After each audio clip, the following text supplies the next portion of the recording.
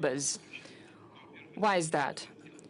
It's really hard to do that because they declare that they're not going to rob it, to take it. The idea is to make a credit using our assets, but you cannot just give out a loan. This will make consequences for the budget of a country, and it increases the budget debt of every country. If someone gives a loan, even secured by our foreign assets, it must be reflected in the budget of a country that does it.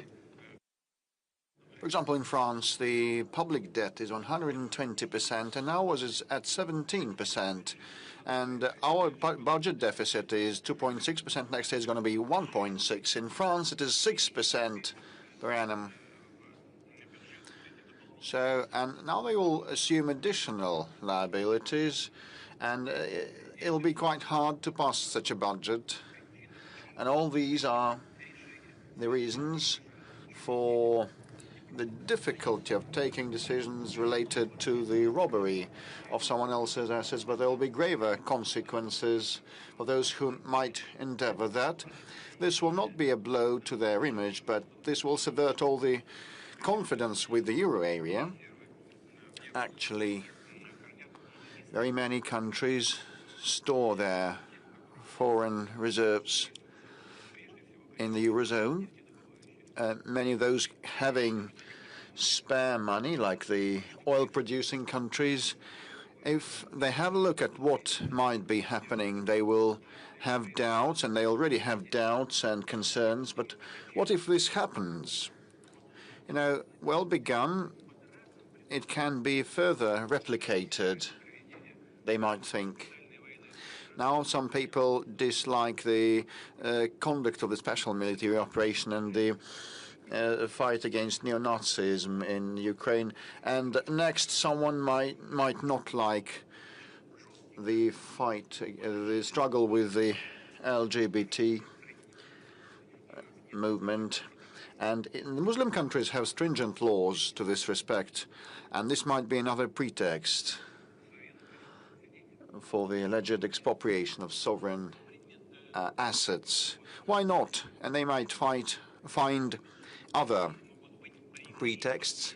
So that will entail image-related losses and direct financial monetary losses related to the contemporary financial architecture. And the main thing is, no matter what they steal, sooner or later they'll have to give it back. And most importantly, we will go to courts to protect our interests. We will do our utmost to find a jurisdiction that will be independent from the political context.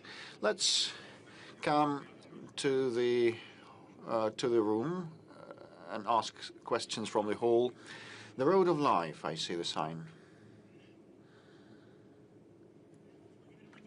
Good day, Vladimir Vladimirovich. I'm from the Common Forum, the Republic of Komi media outlet. And you know that a big chunk of the Republic of Komi and the Nenets Autonomous District are cut off from the mainland, as there is no direct automobile transportation and connection. So there's a dead end of the automobile road, but at the same time, the Syrtevkar, Uchtau, Sinsk-Vishornarian Mar trunk road spanning more than 600 kilometers going through our republic, and that provides for all the year-round procurement for the north and safe traffic for the northern residents. But the bulk of that segment, the biggest part of this segment is in a very deplorable state, and we lack regional funds to repair this road. And Komi has very few federal roads, unlike other regions of Russia. So the proposal, whether this road of life, the only trunk way for the north, can be transferred to the federal property, so that the safe and secure communication with the North is safeguarded. And using this opportunity, I'd like to invite you to the Republic of Komi. In the 2029, the city of Uchta will mark 100th anniversary. Today, it's the biggest oil and gas center in the north of Russia. And shortly, Syktyvkar will mark 250 years, thanks to your decree. And if you are able to come to the festivities, we will be so grateful. It's going to be a historic and landmark visit for us. Well, thank you for the invitation. With respect to the road, I'm aware of this problem. Indeed, transferring all the segments of that federal trunk road to the federal level, as there is a task of raising all federal trunk roads to certain quality standards, and this is almost complete. And now we are tackling the regional roads quality, but it can be broken down into several sub-issues: the northern procurement and the safety, traffic and road safety. So I cannot promise that we're going to start right away tomorrow, but I'll talk to the government and we'll find a way to respond and react. But thank you for the invitation. Mr. President, yes. So it's a combined format, it's a hybrid format, so we will we'll receive questions from different sources. Channel 1, the third row, this is our front correspondent. I'm Ilya Super, war correspondent from Channel 1. I have 3 questions, hope to be succinct. First is from the battlefield drone operators. All of them thank you for the big number of the assault drones. Some of them can stop columns like Prince Vandal of Nizhny Novgorod, but we actually lack hexacopters, the Baba Yaga type. They are used actively in droves by Ukrainians, and we need those to this type too, because the sky is dominated by the drones, and it's even used to carry a bottle of water. So the guys are agog to receive those. And the second question is from the operators. And one of the guys in the trenches told me a baby will be born shortly in my family. Will you miss the front line? I asked him. Yes, I will.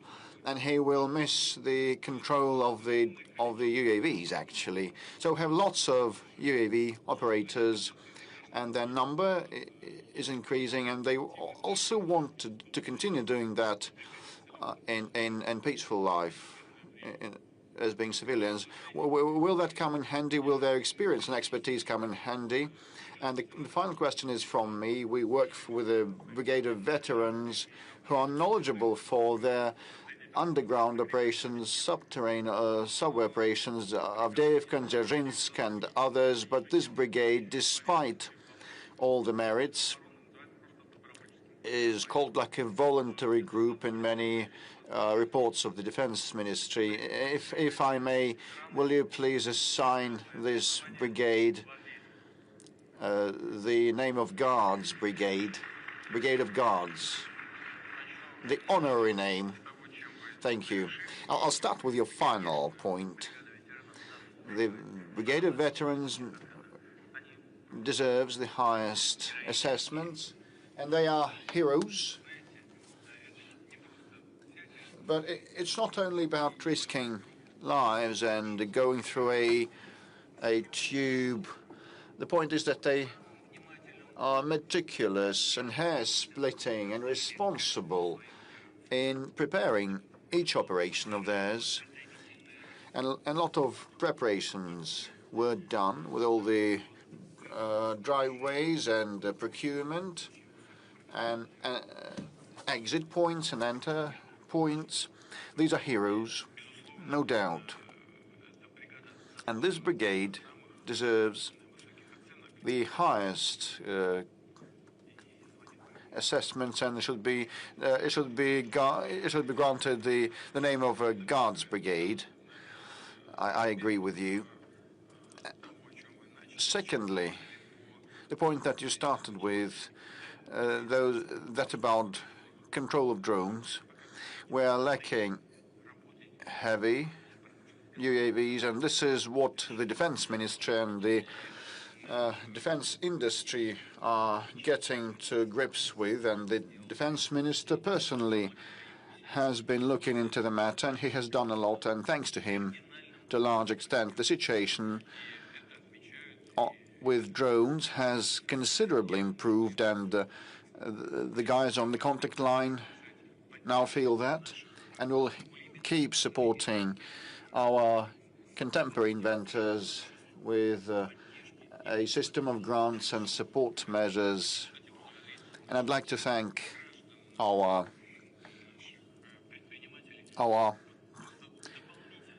caring people and entrepreneurs. They have collected 83 billion rubles of donations, and that was spent on different things, but to a large extent on drones.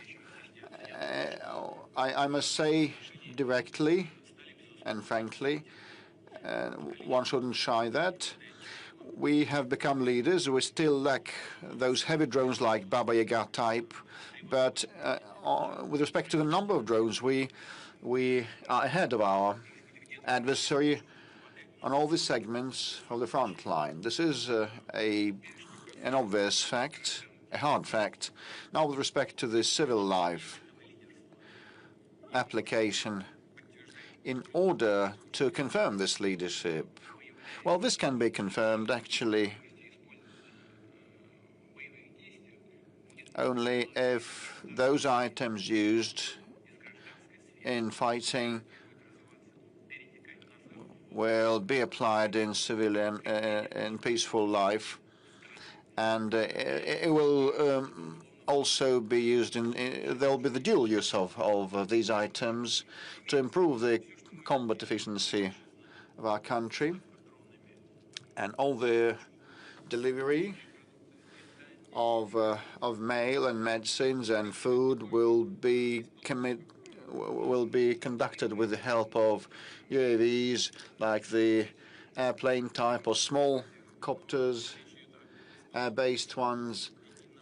I'm speaking about the UAVs in general, airborne and seaborne, and we are making big headway in this respect, and this will have the support of the government in future. Now, with respect to the fighters on the front line that want to continue doing what they have been doing, well, this is a peculiar thing, because the point is that we continue a good rate of manning, and now we have a lot of volunteers that want to volunteer to the front, conclude contracts to join the army, and they volunteer to defend their motherland and the interests of our people. We just mentioned how the Ukrainian military treat the civilians, and a person told me, when we saw what they did to civilians, we just are agog, we're impatient to move on and finish off this viper. They execute old people, elderly, and they use helicopters to do that, to target civilians, actually. He might be shy because it's the first time that he ends up in such an audience. And more than 406 or 10,000 people have enrolled, concluding a contract, and the number of people who want to do service in this new branch of the army, the unmanned aerial systems branch, is so big that the defense ministry has to open a call for that. And there are students, young ones, who take an academic leave to sign a contract and join the army. And they participate. They are eager to participate in this competition, and they want to participate as drone operators. So I can understand the person that you spoke to, but actually, even those who come on leave, come home on leave, they continue participating in the fighting because the remote technology allows that. And to follow up on the fighters topic, you said, Mr. President, that it's not a trendy phenomenon, but it's the obligation of the government. So, and we looked through a lot of applications. Paul and I looked through a lot of applications, and GigaChat confirms that this year the number of applications from the fighters and their families is much lower than in the previous year or the penultimate year. So work is underway to assist them, to help them. Still some problems remaining related to delays and the search for the missing. Still a lot is done just in a matter of days. For example, Alexei Gushin from the Orlov region wrote to us he was gravely wounded 2 years ago, and he wasn't able to receive a payout of 3 million because not all the documents were available. And finally, the amount was accrued. And one of these days he's to receive the full amount. And the mother of a fallen hero, Lyudmila Orlova from Beloretsk, said that her son lost his life last year and was posthumously decorated with a medal, but she could not receive this medal. And finally, the volunteers looked into the matter, and now the mother has received her son's posthumous decoration. And she tried to get it for a year, and only after caring, attentive, and thoughtful people attended to that, this was resolved. And just yesterday or the day before yesterday, you said at the Defense Ministry College that there is still room for advancement. And now we'll have a look at a video from Kristina from Novosibirsk. Good afternoon. My name is Grebe Kristina. I'm a widow of a fallen serviceman. We live in the city of Novosibirsk, and there are 2 kids left of 4 and 6 years of age. So the question is, currently I would not receive the pension of a fallen serviceman and other benefits. My husband lost his life in January 2024. On the 10th of December that year, I received the death certificate. And, a year passed since then, and we're yet lacking this pension. Can the timeline for consideration of these applications be expedited so that the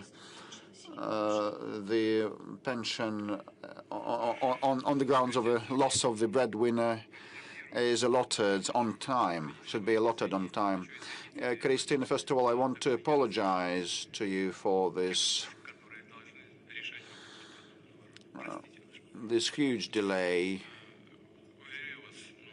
of the relevant services, on the part of the relevant services, and in your case it's going to be resolved quickly. But the problem is in existence, and not long ago I had a meeting with Madam Tsivilova Anna, who reported me on the work of the Fund of Fatherland Defenders, and she's Deputy Defense Minister now, and she has told me that still the proper interaction between the Defense Ministry and the welfare unit of the government is not properly established, and there is a lot of red tape, and documents are lost while being transferred from one agency to another, and decisions are delayed, and postponed, but we will work on that to expedite the thing. I will definitely keep track of that personally. I'll look into this issue. We should be swifter and quicker so that rid people of additional difficulties, like in your case when they have 2 kids left after the tragedy. But there is also another issue pending, which is obvious from some of the questions received via various channels, and Mr. Peskov has handed me a file full of such questions and applications. The search for the missing serviceman, and in the case of Christina, I hope the problem she's faced with is going to be resolved quite quickly without any procrastination. Now, as for the search for missing in action, this is a topic of particular relevance, and I have to tell you that the Ministry of Defense has taken several steps with a view to addressing this problem. To be more precise, a coordinated center has been set up, which is charged with searching for the servicemen missing in action. Special units have been established in relevant units, and groups, a special registry has been set up as well. And if we look at the beginning of the year and at how things stand today, we'll see that the number of those who were thought to be missing in action has decreased by 50% as compared to the beginning of the year. So there is a 3-time difference. Of course, this work has to continue and it has to be improved. Rest assured, we'll do everything to make sure that the losses are brought down to a minimum. Mr. President, the issue of MIIs is very important. I know that even among our colleagues, journalists, there are family, close friends who were participating in the SMO and who were considered to be MIIs. I think everyone will support you if we'll ask you to give an instruction to make sure that there is a special control, special surveillance of the issues from family. We have to remember about the issue of those who are missing in action and those who have been taken prisoner. Well, the instructions are there, and we're working together with the Ministry of Defense. Let's work with the audience. A couple of questions, several questions from the room, from the audience. Third row of this section, I think the Mir TV company. Yes, the lady in red. Thank you, Mr. Peskov. Good afternoon, Mr. President. Elena Dashkova, Mir TV channel. The issue of phone fraudsters is very acute. What about the measures taken by the government? Have they worked? Do you have any statistics on how we've managed to bring down a number of citizens who have been defrauded by these fraudsters? Yes, we've got some statistics. These measures have worked. They've yielded some results. And I think a lot has and should be done to address this issue. The number of such crimes has decreased by 7%, as the Ministry of the Interior has briefed me, and the losses have decreased by 33%. On the whole, there are some positive results, but I would like to address the citizens of the country. Fraud is still very much an issue. And the more sophisticated our devices are getting, the more sophisticated our life is becoming.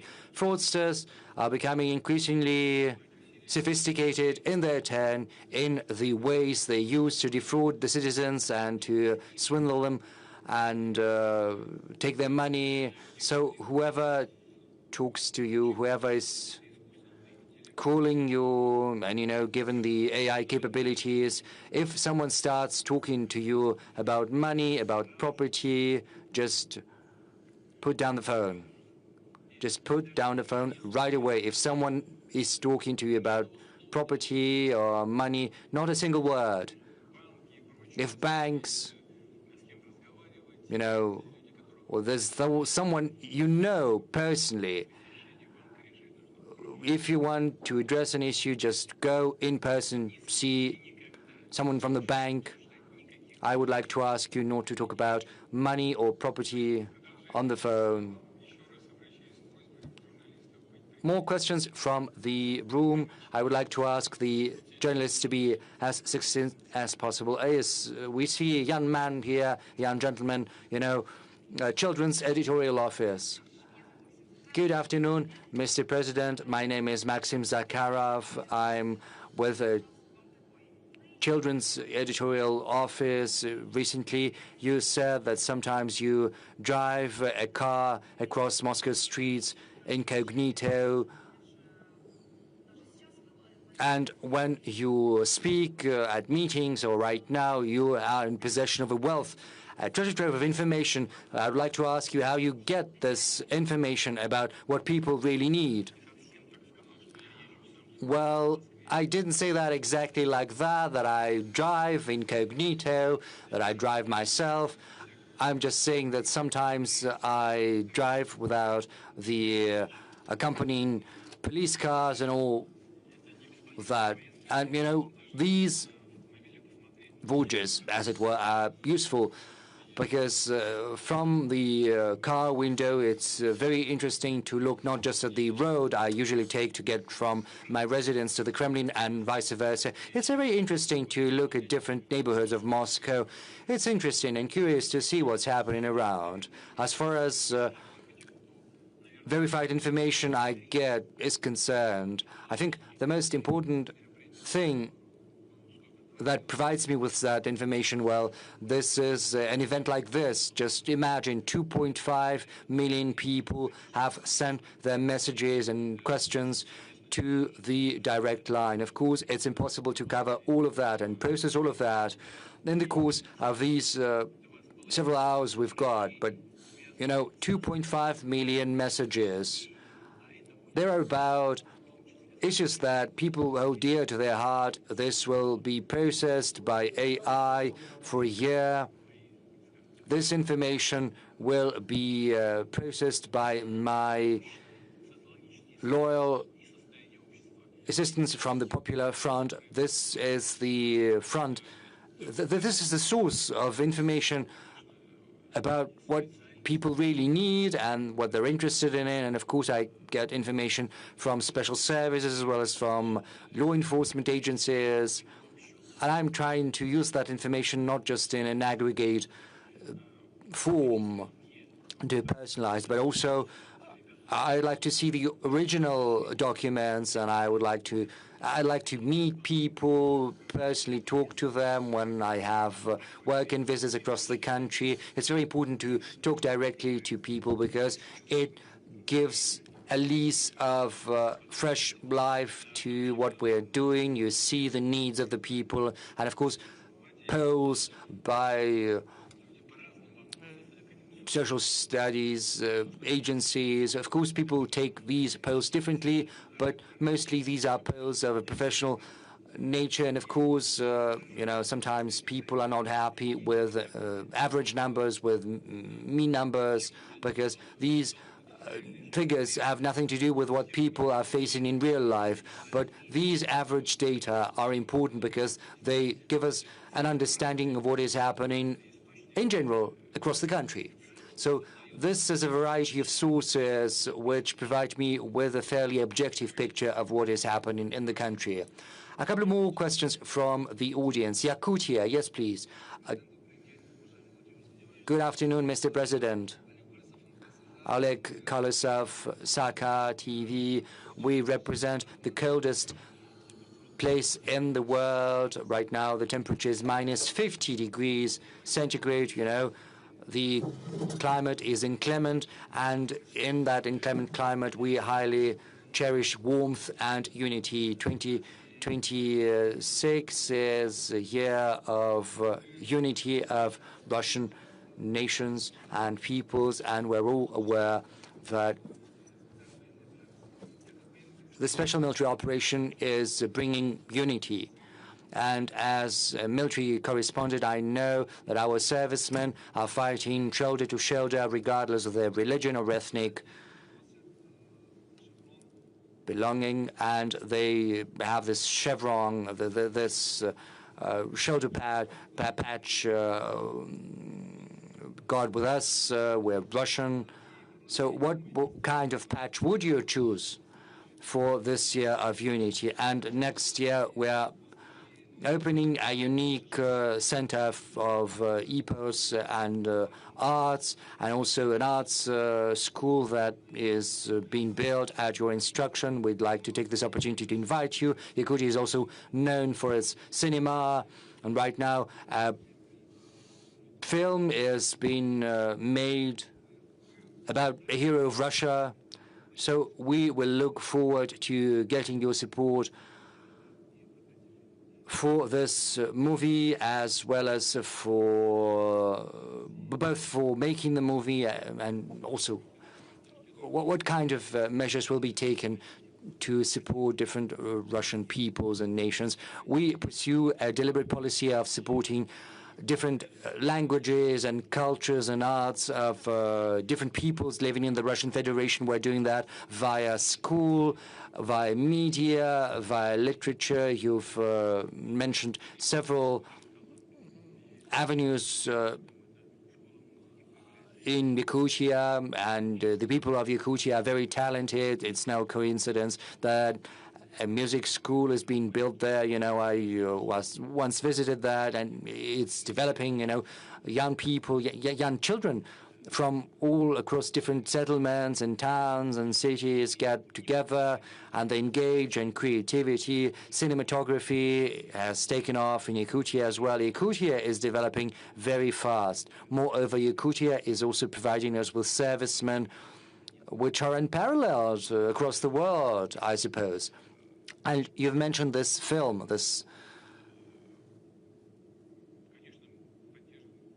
movie. We will certainly do everything to support that film once it's released, and before, in the run-up to its release. And as far as this year of unity of Russian peoples is concerned, I think this is the right thing to do, especially amid the special military operation, because when a country is faced with such trials and tribulations, it rallies together. And as you aptly mentioned, people, when they are under fire, don't care what religion they profess, what ethnic group they belong to. You know, there's a joke in such situations, if there is a God, and I do not doubt there is a God. But, you know, people are divided in different churches, but that may be very well may be so, but we all share common values, all peoples of the Russian Federation. And in the course of the special military operation, that is something that is getting increasingly to the forefront. We can see that. It's apparent and evident. We see that very well. You know, I just remembered, we have just spoken. The reports on the taking of the city of Seversk, you remember I had a commander of one of the brigades in my office during that report. Once the reports were over, the video link was shut down, and I started to talk about the zone he was responsible for at the front line. We spoke about some daily matters, and all of a sudden he tells me, you know, well, I don't feel comfortable because I'm here, whereas my comrade, head of the very same brigade that is fighting shoulder to shoulder, he is back there at the front line. You and I, we're talking about addressing some daily needs, whereas he is fighting, but he's just as good as I am. And I tell him, who is he? And he said, he's from Dagestan. He's from a small ethnic group in Dagestan. He's a genuine warrior, a Russian patriot, as well as a brilliant commander. And I said, you know, it's impossible for everyone to be here. You are here because that the commander of the group of armies has decided, but someone needs to stay at the front line. But I say, let's try to give him a call. I took up the phone, and via military connection, we managed to find that second commander of the brigade. He had spoken about. He was at the command point on site. We spoke, and then I passed the phone to the commander of the brigade, who was with me in the office. And you know what's interesting? Among men, there's this cool, you know, when they call one another. But, you know, when real officer says that, it's really something special. He says, hi, brother.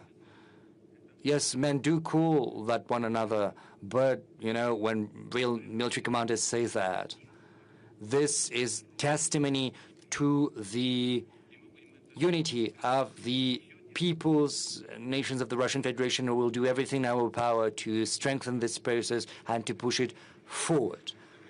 Thank you. Another question from the audience before we get back to our moderators. First row, the blue jacket. Yes, please. Introduce yourself. Vladimir Sarokov, good afternoon. RBC Radio next year ushers in many changes in taxation with a view to mobilizing budget revenue. What's the financial effect you're expecting, and will you relax these restrictions and tightenings once the situation gets better? Yes, this is a very acute issue. We've been discussing it at the government and also at the president's office. And as I said, the most honest way out is an increase of the VAT. Is that what you're asking about? Well, the goals, the objectives are very simple. Our task is to secure a well-balanced budget. On the whole, we've managed to accomplish that task. I've spoken about that to a certain degree thanks to this decision we've taken. As far as that is concerned, there is a number of issues to be addressed. The government needs to pay attention to that, and we spoke about that on multiple occasions. When the tax burden goes up, a temptation arises to avoid paying that tax. In the past, this task was very much widespread. Right now, it's becoming increasingly relevant. We need to dismantle the shadow economy and make sure no one is trying to hide their income from tax. And when taxes go up, we have to make sure that this does not stay on paper. It has to translate into real increases for the budget revenues. I take your hint. Is that going to be forever? No, certainly not. The end goal is to decrease the tax burden in the future, and the government assumes that this is where we're going in the end, and this is what I'm looking forward to. There is a surge of issues from self-employed, from individual entrepreneurs, because there are millions of those in Russia, and changes to taxation are a source of concern for many. We have a question from Denis Maximov from Lubertsy. Let's give him a call via video link. Denis Vladimirovich, if you can hear us, please ask your question. You know, when the prices on fish will be regulated by the government, And when will those be accessible, affordable to the population? You know, price regulation, it's very dangerous because once we start doing that, the goods will start disappearing from the shelves. In a market economy, this is the result you get very often. Yes, there are certain spheres where regulation is required, is needed. As far as essential medicines are concerned, there is a certain ceiling you cannot go beyond. But if these are regular goods, you know, it's tricky regulating the price on those goods. But you are correct in that fish on the table of Russian citizens is missing. There are certain norms, and so far we are lagging behind those norms. But we have to go a different way about that. We need to improve the logistics. We have to make sure that the fish produced from the Russian Middle East can get as affordably as possible on the table of consumers in the European part of Russia. Transport capabilities have to be enhanced. We also have to address that via taxation. We have to create an environment to make sure that we continue building new fishing vessels. There are many issues that have to be addressed and that have to bring about the result we desire.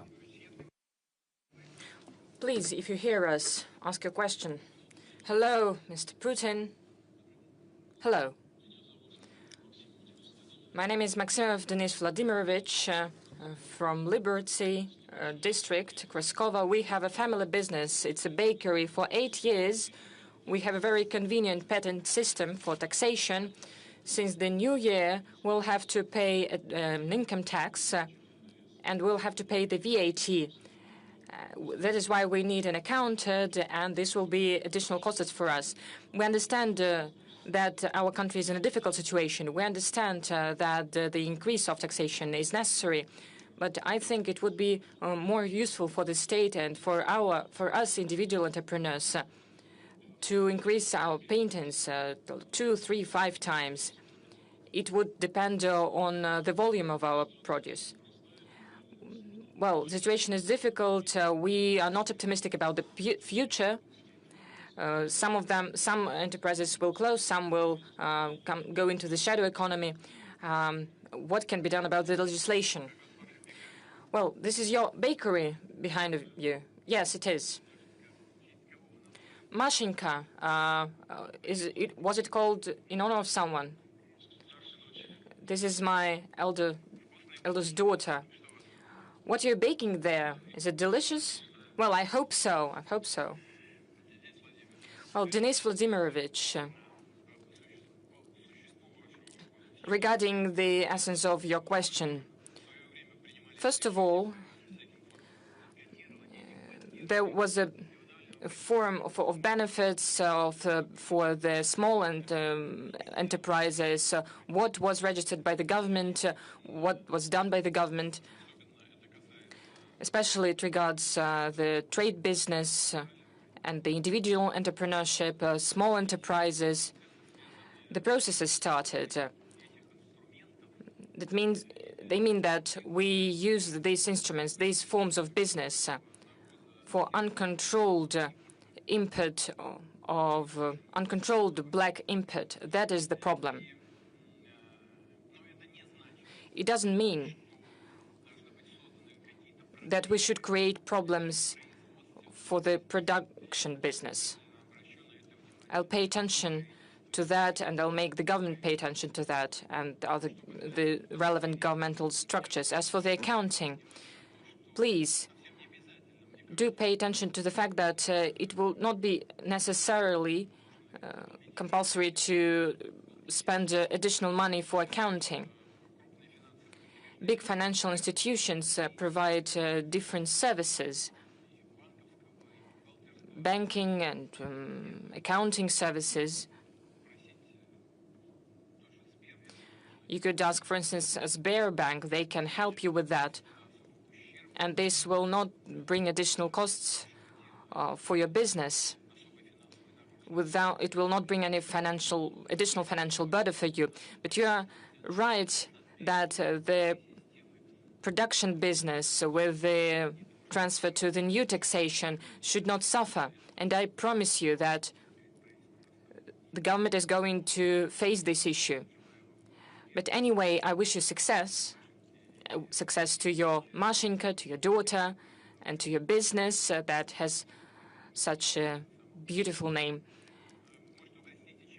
Well, maybe you can send us something delicious. With pleasure. On my side, I will work with the government regarding the support of your business and other businesses alike. Thank you. By the way, an important piece of news, central bank reduced the key interest rate down to 16%. So we are moving forward. You know, the central bank is always under pressure. There are many disputes about the key interest rate. The difference between the inflation rate, by the end of the year, it will be less than 6%, 5.7, 5.8, maybe 5.6, and the key interest rate is at the level of 16%. The expert expected a possible decrease by 1%, but by the law, the Bank of Russia is independent. And I try not to interfere into the decisions that they're making.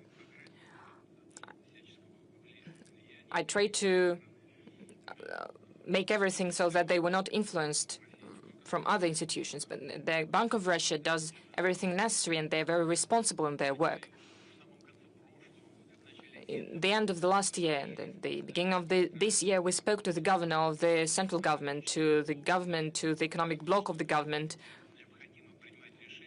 We said that it is necessary to target the inflation and to make the necessary decisions so that the macroeconomy of Russia would be healthy, would be solid, so that the economy of the country had a solid foundation. The difference between the real inflation and the key interest rate is one of the lines of criticisms against the central bank. What is the problem? In reality, there are many problems. One of them is that, as I have already said, I have mentioned it. If not, I will say it now. One of the problems of today is the reduction of the investment activity. During the first 3 quarters of this year, minus 3.1%. But the Bank of Russia registers a little decrease. But the activity, serious continuity, continues in the credit sphere. The number of credits that is being provided is almost not reducing, not significantly. This is the merit of the central bank. That is why it is necessary to be really careful and cautious, so not to avoid the surge of inflation. So it would not be necessary to take any steps backwards. So the worst thing are the fluctuations, and the Bank of Russia strives to reach stability in this sphere, which is of paramount importance, and we have to agree with that. Well, the decrease of 0.5% or more, well, I'm not going to give any evaluations at the expert level. There are really good experts that will give their evaluations. But the reaction of the real economy sector, well, will be very well expected. Well, I know what it could be. According to the official data, official inflation is one thing, but the real inflation is different. We receive many questions about this. We ourselves go to shops and we see how expensive everything is. Well, the average inflation is around 6%. Everything is getting more expensive and prices are growing very fast. Well, Maxim Chabayev from Samara region asks why everything is so expensive. Even poultry increased. The price of poultry increased. I have a 50,000 ruble salary and I cannot satisfy the necessities of my family. I cannot feed them. We receive different questions from the Rostov region, for instance. A kid is asking a question. He's asking why the prices for bakery is increasing and the salaries of my parents not. I've already mentioned when people see some average figures, average indicators, it causes questions, because average figures generally do not coincide with what people see in real life. We say that the inflation will go down, the prices will go down. Maybe it will be 5.7, 5.8% lower.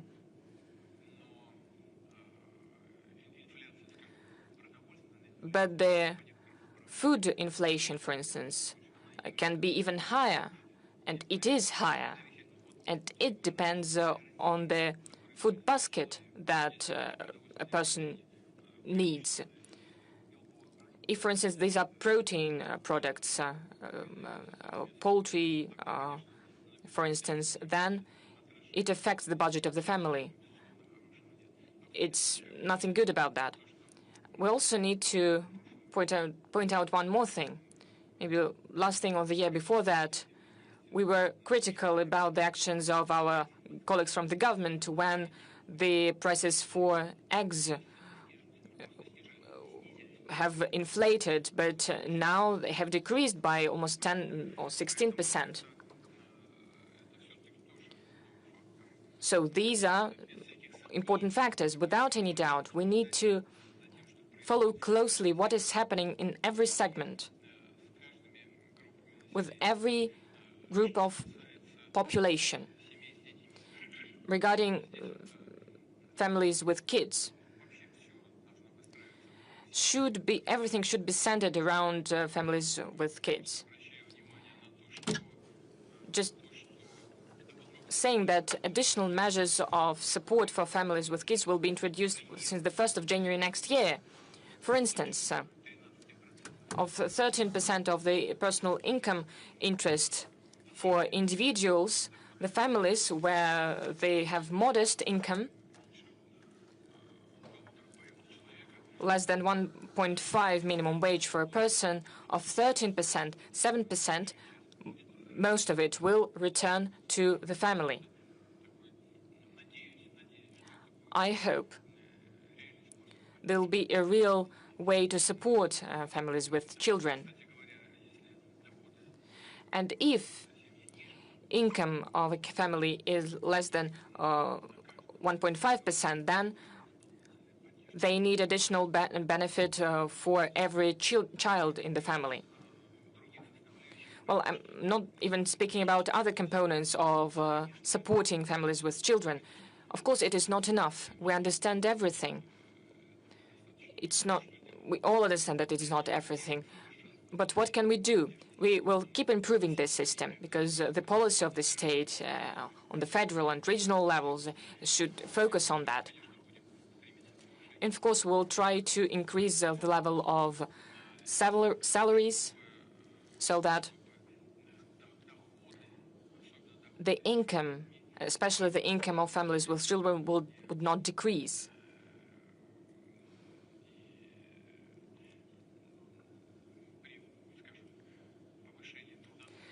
When we see that when the labor income is increasing, the government should keep their support measures. Well, it is a very well-known topic when a family with children receives some kind of benefits, support, then the labor income increases, but the state reduces the benefits that the family has been receiving. So when the income increases, the overall income with the benefits should not be reduced. I'm returning to this topic, and I ask the government to pay close attention to this topic because it is senseless the budget does not receive anything from that and cannot receive, and we're destimulating the labor activity of people. Let's return to the audience. Let's give the floor to several people. Well, this sector, we haven't asked anyone from that sector. Two men, please. Hello, Kristina Smirnova, Tumenska Vremya TV channel. Two men. I have a question about an unusual facility, 3i Atlas, that is now approaching us. And today, on the 19th of December, well, maybe it's a ship with an engine, maybe just a comet. Well, it will approach Earth. Well, the question is, what the special services tell you? Is it truly an artificial object? There are many theories about that. Tumen is the thermal capital of any of our country. If these are, we're ready to receive any guests, but these are guests from the space. Well, we're not sure about that. So this is the first time we are summarizing all the results on Friday. So, Mr. Putin, if you know about the existence of aliens, please blink an eye. Well, Christina, you said was your name. Well, what I'm going to say, but it should be strictly between us. This is secret information. This is our secret weapon, but we will use it only in a truly critical situation, because we are against any weapons being deployed in space. Our scientists know what is happening. This is a comet from another galaxy. That is why it behaves differently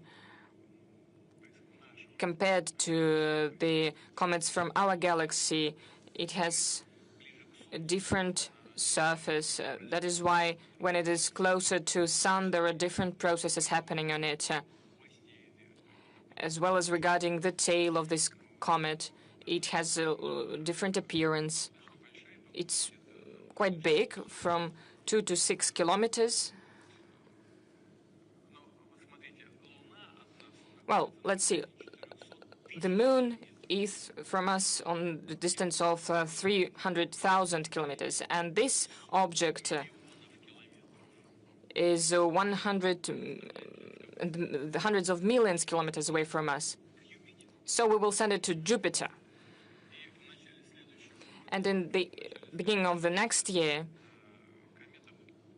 this comet will go out of the solar system.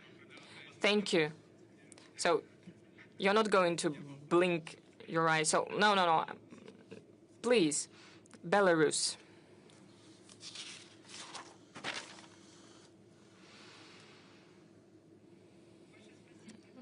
Thank you very much, Mr. Putin, for giving me such an opportunity. Victoria Sienkiewicz, First Informational Channel. We have been synchronized, Russia and Belarus. The President of the Congress said that Belarus and Russia should be together. I'm sure you have heard this. We could also build a bridge. It's not the first time we're doing this. We are truly glad that the Oreshnik is entering combat duty in Belarus, as well as the tactical nuclear weapon was given back to us. But not everyone is glad about our union between our countries. Poland closes its border to other countries, or the polygons are being created, or our assets are being. They want to rob our assets. They want to steal our assets. What can you say about the actions of these European baby pigs? Thank you for this new diplomatic term. What can you say about the actions of the Western countries on the western borders of our union? As for the term that you have mentioned, well, I was speaking to the military, and I said it. I was not really meaning anyone specifically. I usually never say anything like that. I was speaking in general terms. I was speaking about a group of people, as legal people say. All of this appeared quite a long time ago. But the relations is what really important, relations between our two countries. I watched live the speech of the President of Belarus at the All Belarusian Summit, Congress, and I have to congratulate him on that. His speech was very meaningful and excellent. I would like to express my gratitude for this assessment of the state of Russian-Belarusian relations. As for the security issues, we are solving them bilaterally, as well as the context of the CSTO. You have just now mentioned Oreshnik. Alexander Grigorievich spoke about the Russian tactic weapons, nuclear weapons that is being stationed on the territory of Belarus. We regularly have exercises of the groups of armed forces created by our ministries of defense. We are closely cooperating between each other. The security of the Union State is in very reliable hands, and it will be guaranteed without any doubt. Well, it was Belarus. Maybe our guests from NBC, maybe they would like to ask the question. Please, could you give them the mic?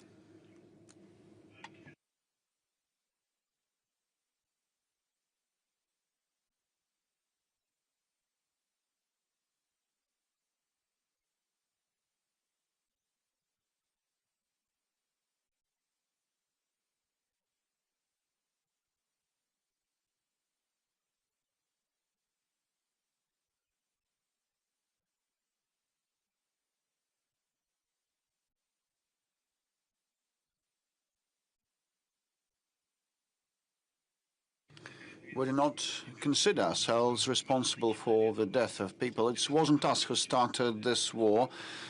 This war began after the coup d'etat, anti-constitutional coup d'etat, armed coup d'etat that happened in 2014, and the start of fighting on the part of the Kiev regime heads against their own people in the southeast of Ukraine. On our part, we stopped short of recognizing the autonomy independence of the then breakaway republics of Donetsk and Lugansk. And after we had been deceived and the Minsk arrangements hadn't been implemented, we had to resort to the armed forces to conclude that war that had been started by the Kiev regime with the support of the Western countries. And President Trump is taking serious efforts to conclude this conflict, put an end to this conflict, and I said on many occasions that he is quite sincere in this undertaking. And moreover, during the meeting with President Trump in Anchorage, we agreed upon and virtually approved the proposals of President Trump. So saying that we reject anything is inappropriate and has no grounds. At a preliminary meeting in Moscow, a proposal was made to us, and we were asked to make certain accommodations. When I came to Anchorage, when I arrived in Anchorage, I said that those would be difficult decisions for us, but we still are in agreement with this trade-off proposed to us. So saying that we reject anything or turn anything down is inappropriate and groundless. So the ball is entirely in the court of our Western so-called opponents, the chiefs of Kiev regime, most importantly, and their European sponsors. We are ready for talks, and we're ready to conclude the conflict by peaceful means. A couple of more questions from the audience.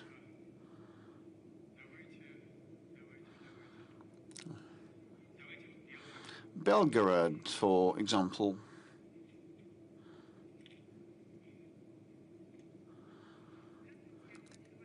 Good day, Mr. President. Belgorod TV channel. Definitely, I must mention that we will be so happy if you find opportunity to visit us. And today, the frontline Belgorod region, as well as in other borderline regions, has the issue of communication that is high on the agenda. The UAV attacks, notifications, and remote education for our kids, and diabetes. Children with diabetes have their sensors connected via mobile internet, and that fails without mobile connection. So, will you please introduce the sensors for diabetes children, put on the white lists, so that they work even during the peril of attacks. And compensations. We receive compensations for the housing that was lost and the second house that was lost, and now that has been cancelled. Will you please help resolve? Wait a second. The second part, for the second home destroyed. So, like if two houses have been destroyed, and this is true for some minor number of families, and people take mortgage loans, and actually the payout that they receive from the government is insufficient. So will you please provide compensation for the second home lost? Thank you. Well, I'll find with your final point. I'll start with the final point. We will definitely work that through, and such matters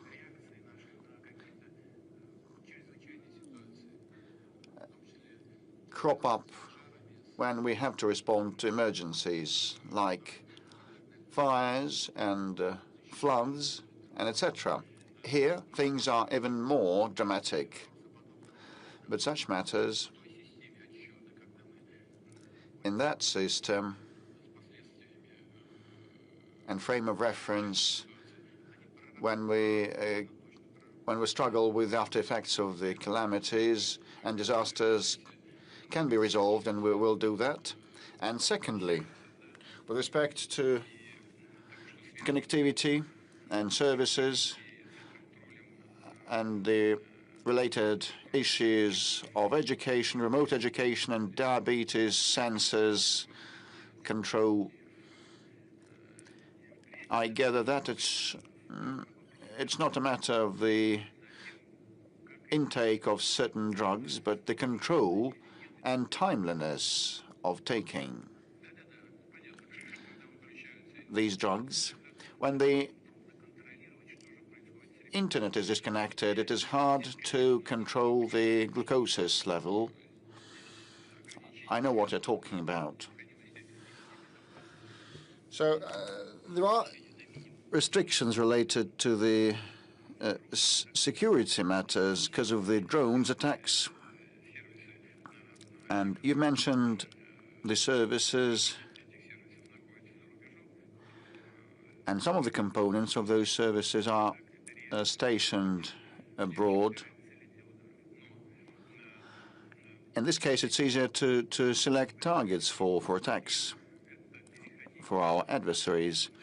And here we have to switch to domestic software and our own domestic hardware too. This is a way out to see the operation, the functioning of many of these services. And secondly, we can also use the capability of the international manufacturers operating here, but they should transfer their services to Russian soil. Definitely, we will have to work on both of these matters that you have raised. Thank you. I can see no plate, no sign. Paying dues to your modesty. Good afternoon. My name is Jacob Schein. Politica newspaper from Serbia. Thank you for giving me the floor. I apologize for my command of Russian, but I'll bet you understand me. You started the normalization of relationship between Russia and the United States, and all that you get is more sanctions imposed on Russian companies. Some of them are on Serbian soil. I'm referring to NIS. Can you tell me what the Serbian people should expect and what the future developments are likely to be? And my second question is about your meeting with Donald Trump in Alaska. You discussed a new security framework, and there was some secret information about cooperation with NATO. And when Clinton visited you, you also volunteered to join NATO.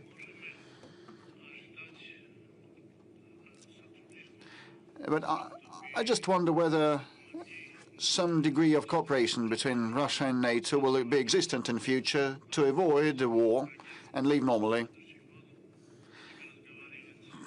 I'll bet that I hope that next year we'll have more talks about peace than war. Thank you for your question.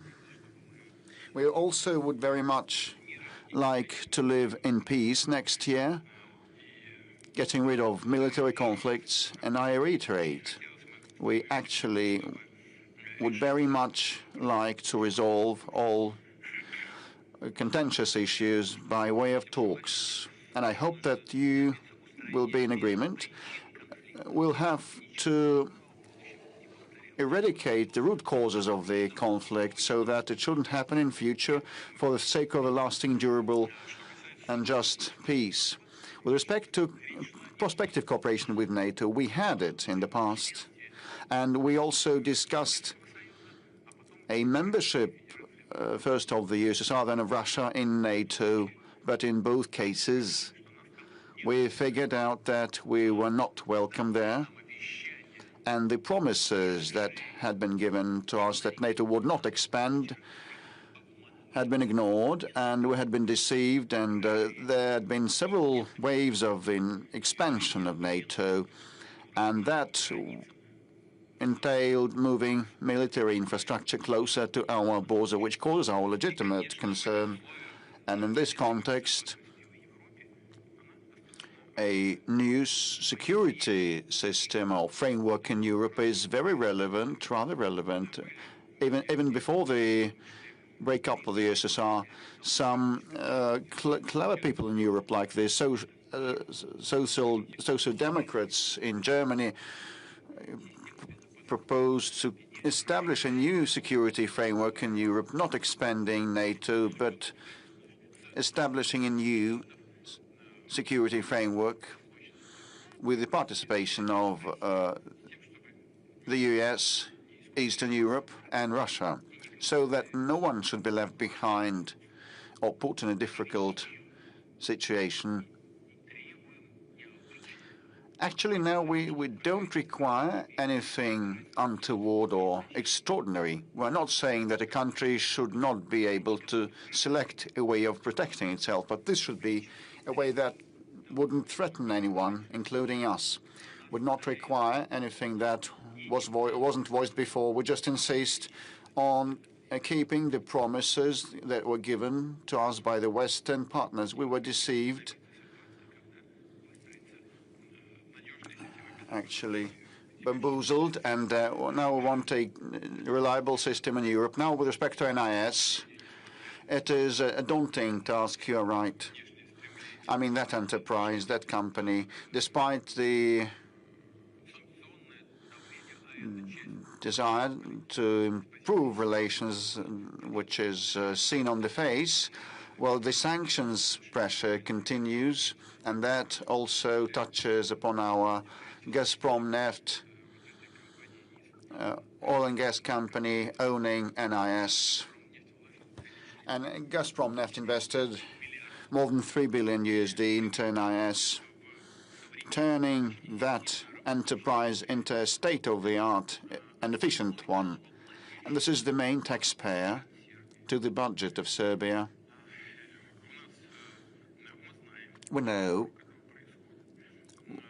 what the developments around this company are, and we have an intergovernmental agreement with Serbia on non-acceptance of any kind of restrictions towards this business entity.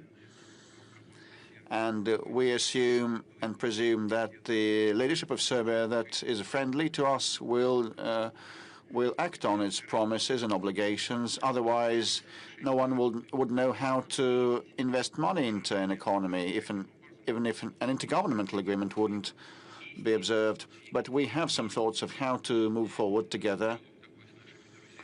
And we've been pursuing dialogue with our Serbian friends on that. And I hope that we'll find a way out, a necessary, proper way out. If I may, coming back to the question, to the issue that you have touched upon already, but will you focus on it again with respect to the children's benefits accrual? Families with many kids apply for these. They work a lot, but you know, even if they have an excess of 100 rubles of income, they are not eligible to such benefits. And Gulnara is online, wishing to ask a question. Good day, Mr. President. Happy forthcoming New Year. I'm from Tumen region, the rural settlement of Bar. I received 27,000 rubles per month, and my husband is a driver, getting 80,000 rubles per month, and I work at a kindergarten as a tutor. And we expect more kids, and we participate in different contests and competitions. We have the Ready for Labor Independence marks. And I've been a mother with multiple children for 11 years, and I only once was entitled to a payout, to benefit. And last year we have an excess of income of 100 rubles, and in November an excess of income of 250 rubles. And because of that, we are not entitled to any benefits at all, like the travel benefits or food stuff payouts. And we have 6 kids, and we work a lot. My husband and I, we work quite a lot. And we work extra hours, we moonlight, and we have a small farm. We have chickens, and we actually would like to get some help from the government at the end of the day. Gulnara, actually, I have touched upon this matter in general terms, responding to previous questions of this sort. I fully share your view. You have mentioned the fact that you work a lot and your income goes up. At the same time, the support you receive from the government goes down straight away. So when you earn less, you receive more from the government. So it seems it's kind of destimulating. It's pointless to work more on the face of it. But I believe that this is a mistake, an erroneous policy on the part of the government, and I'm certain that the finance ministry and the government will heed us now. It's not about economizing and trading on families with multiple children is immoral. I agree with you. I think that colleagues will see to that, and this will be resolved with respect to bills, housing bills, and electricity and other bills. I just want to remind you and all people for whom such matters are of importance that, well, the general procedure is as follows. If the spending on housing bills and utilities bills exceed the aggregate income of a family by 22%, the government is obliged to provide support. Everything on top of that 20% should be covered by the government. Are you in the know of that? I'm in the know about all the benefits. In some regions, well, Moscow is a relatively well-to-do region, and here, up well from 10% of the spending overrun and upwards is the amount that is covered by the regional budget. And with respect to supporting families with multiple children, this is the cornerstone of our welfare policies, and I reiterate that, and I would like the regional and federal authorities to remember that before you pursue any policy, just think twice how it's going to tell on the incomes of people and families with many children in particular. And the main point of yours was about the reduction of governmental support. If your income goes up, we'll do everything to resolve that. Also, on the part of the working mothers, I hope that Gulnara is hearing us now. And here the child benefit is paid until the child turns 1.5 years of age, and many mothers say that at this age kids are not accepted to the infancy or kindergartens, and very many of them ask to extend this period to 3 years of age of a child. So the maternal leave lasts till a child turns 3.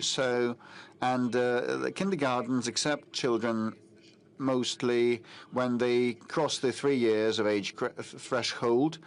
And, mothers will not be tolerated if they do not return to work. And, very many mothers want the payout to support their kids to be extended till a baby turns 3.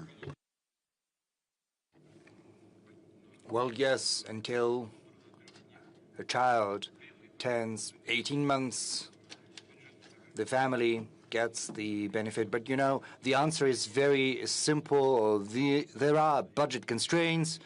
There is no justification other than this one. But the government will have to think of something on how to address this problem and similar problems. As far as kindergartens are concerned, creche, and whether it's possible for a mother to go to work early, yes, this is one of the ways to address that. Not everything has been done to ensure that. A lot has been done, however, to renovate and rebuild schools. Right now, we're working on upgrading our kindergartens. I would like to ask my colleagues in the regions to listen to me very carefully when issues on renovating kindergartens are addressed. Probably it would be best to also set up crash groups right away. This is the first part of the solution. Secondly, it might seem simple, but still it requires additional attention as well as additional expenditure. We need, namely, to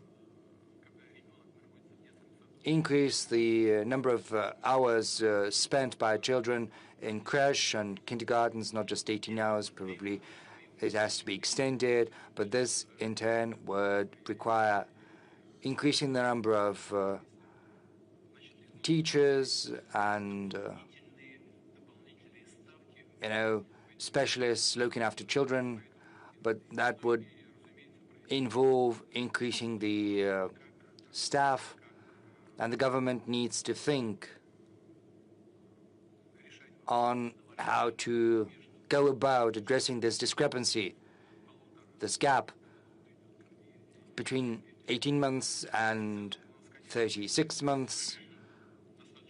On the whole, however, we've got more or less a refined system for supporting motherhood as well as families with children. Just to cite an example, benefits are provided to women once they get pregnant and until their children turn 18, and sometimes this benefits can be extended until 23 years when students go to universities, if this is a full-fledged education, not just evening classes.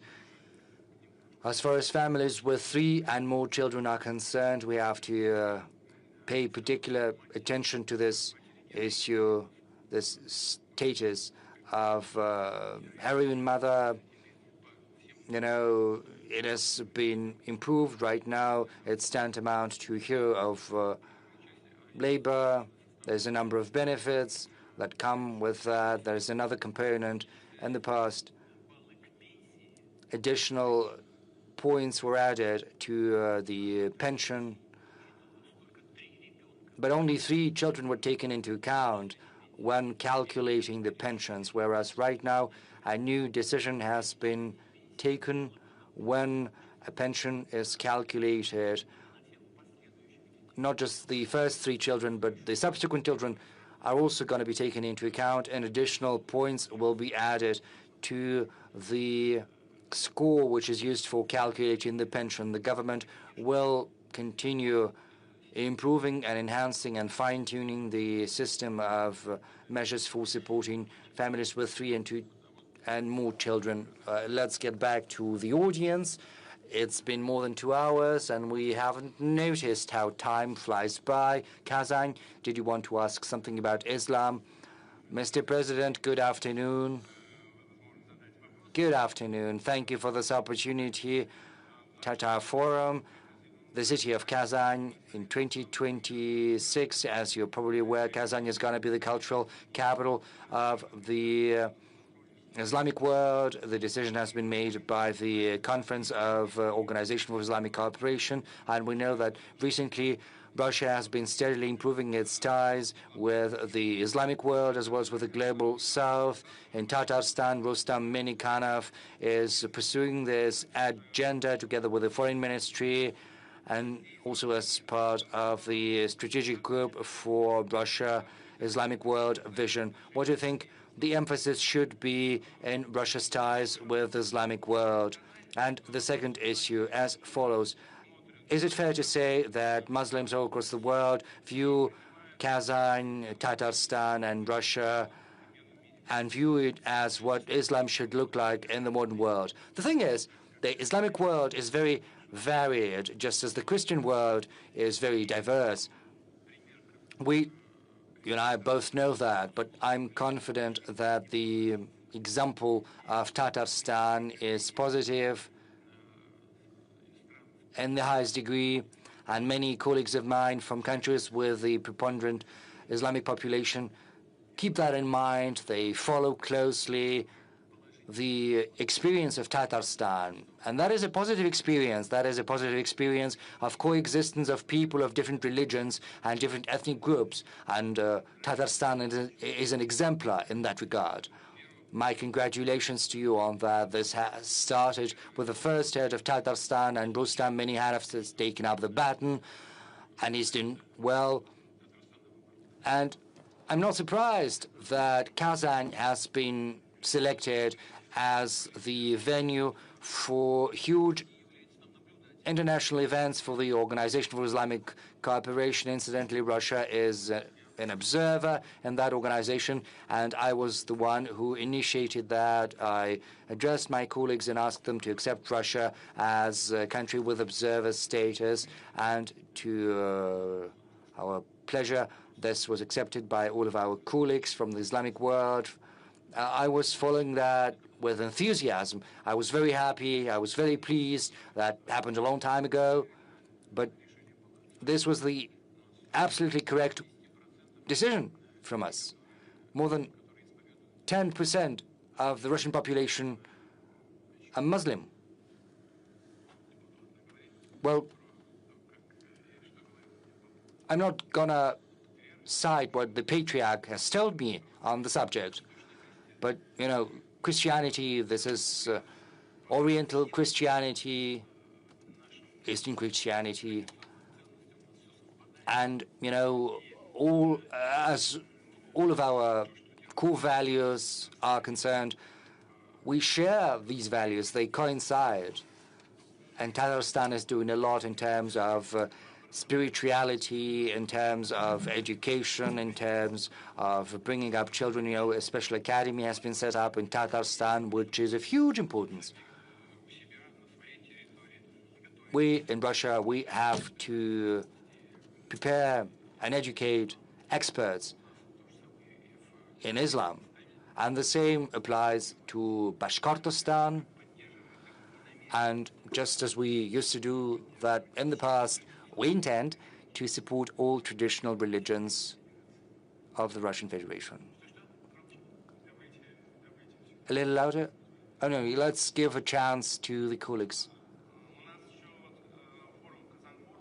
The thing is, we've got this Kazan Forum, which is a yearly event. This venue is growing year in, year out. I would like to ask you whether you intend to visit Kazan Forum this year. The thing is, we've distributed these events among colleagues. Usually I visit St. Petersburg and Vladivostok, whereas the chairman of the Russian government usually visits Sochi for a similar forum, you know, just to bring the very same people to all events. That's why we're trying to redistribute that among ourselves. That said, this is a very important forum, and we'll keep supporting it, because this is yet another thread, another tie that brings us closer together with our friends and allies in the Arab world, in the Islamic world in general, and I think without exaggeration, I can say in our ties with the global south. You know, 3 questions in total. Let's have some respect for one another. Our friends from China. Xinhua, please. That sector, yes. Mr. President, good afternoon. Xinhua Agency, as you said on multiple occasions, Russian-Chinese relations are at the highest historical level. Just this year, Tu and President Xi have met twice, whereas next year 2 important anniversaries will be celebrated. First, 30 years since the establishment of relations of partnership and strategic interaction between Russia and China, as well as 25 years since the signing of the agreement on good neighborliness and cooperation. My question is, what's your take on the achievements of the Russian-Chinese strategic cooperation over the last 3 decades, and what's your vision for the next 3 decades?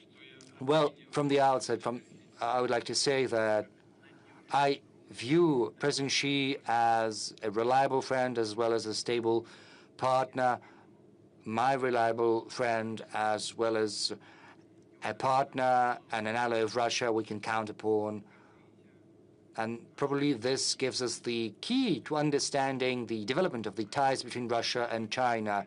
These relations are developing in a steady fashion. Of course, the agreements you've mentioned are important,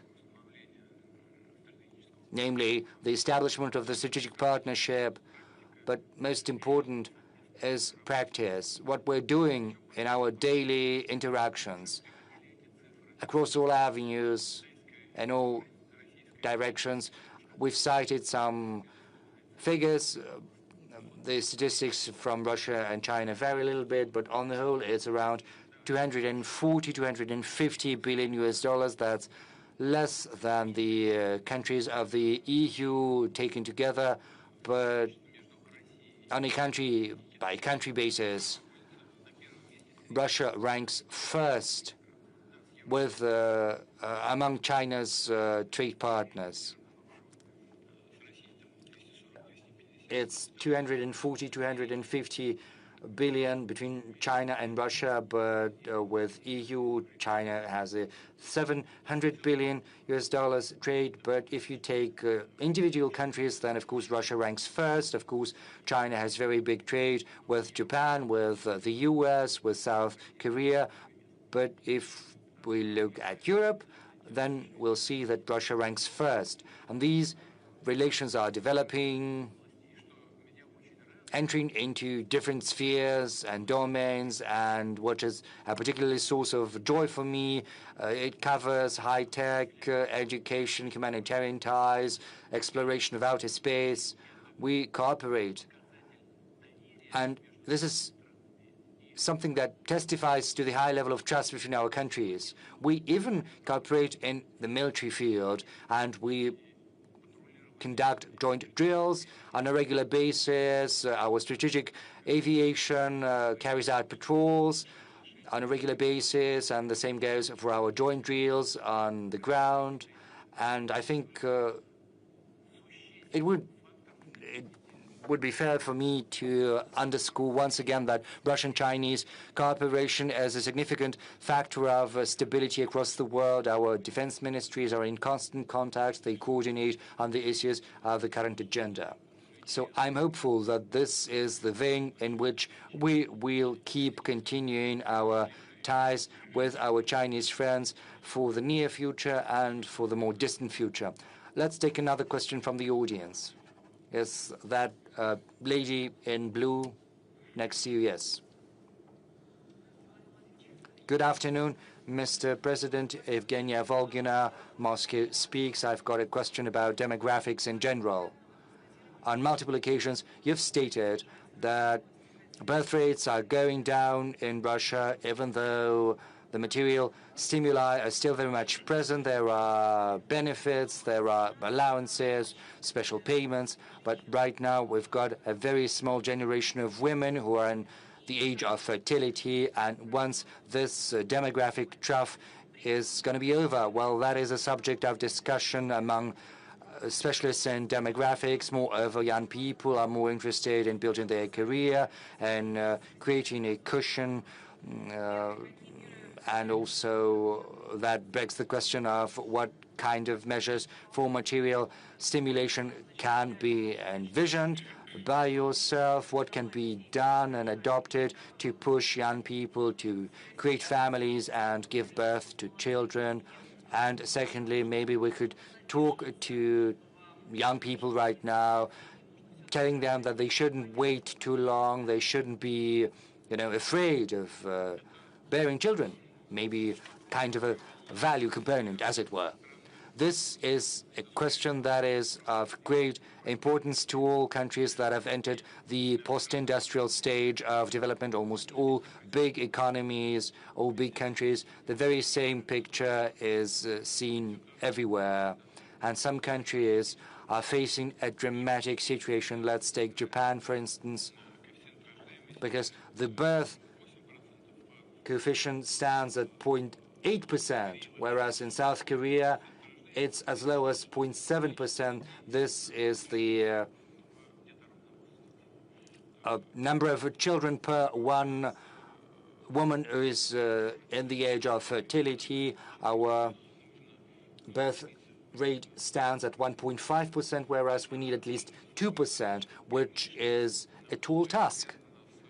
A lot is certainly dependent on the material conditions of our families. Certainly, families shouldn't suffer from a lower standard of living due to the birth of a child, and this is an important thing factored in. I'm not going to recount everything that is being done, starting from pregnancy until children have reached 18 years, sometimes longer. 75 billion rubles was allocated several years ago for the support of birth rates in the regions that were requiring special attention. We're also trying to elevate the status of mothers with 3 and more children. I'm also talking about keeping in place the family mortgage. This is a thing we have to work on additionally, a mortgage at 6%. And we will keep doing everything in our power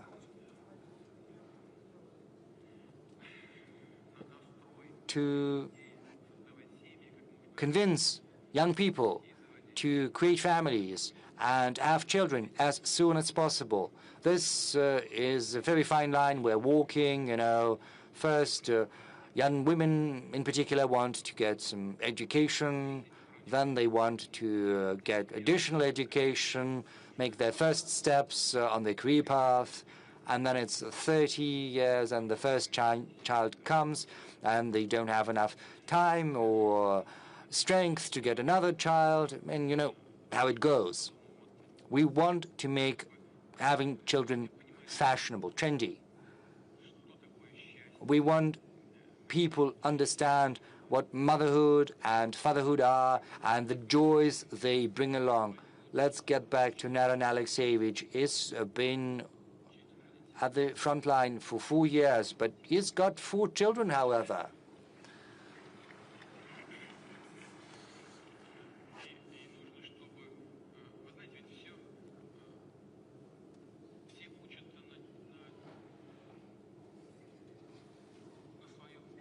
You know, everyone is trying to teach others using their own experience, and we say that we've got to learn from others' experience, and this applies to all spheres of life. But that said, still everyone has to make their own mistakes and learn from their own experience.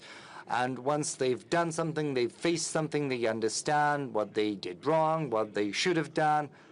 You know, I spoke about that. I think I did that publicly. The last meeting with the families with several kids. Well, there was a woman with a family of 8 or 9 children, and she said very beautiful words. She said that we have 10 children, for instance. Every time a new child appeared, we already had 5 or 6 people in our family, but a new child appeared. Every time we thought, how could we live without you all this time?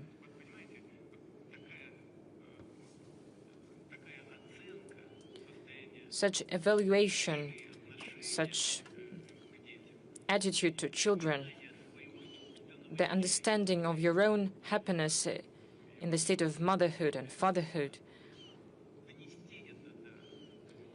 that is what should be communicated to the people, and that is difficult. But we all should do this. That is why I'm speaking to this audience and to your colleagues, representatives of the media, to cultural figures. They're all talented people. They make good films and performances. They write books. They make great performances in theaters. But please always think about this. When you write about something, when you show something, try to make a propaganda of, try to promote the motherhood, the fatherhood. This is important. But what's more important is what inside of your heart, and understanding just simple human happiness. There is an interesting story. We have a question from a girl.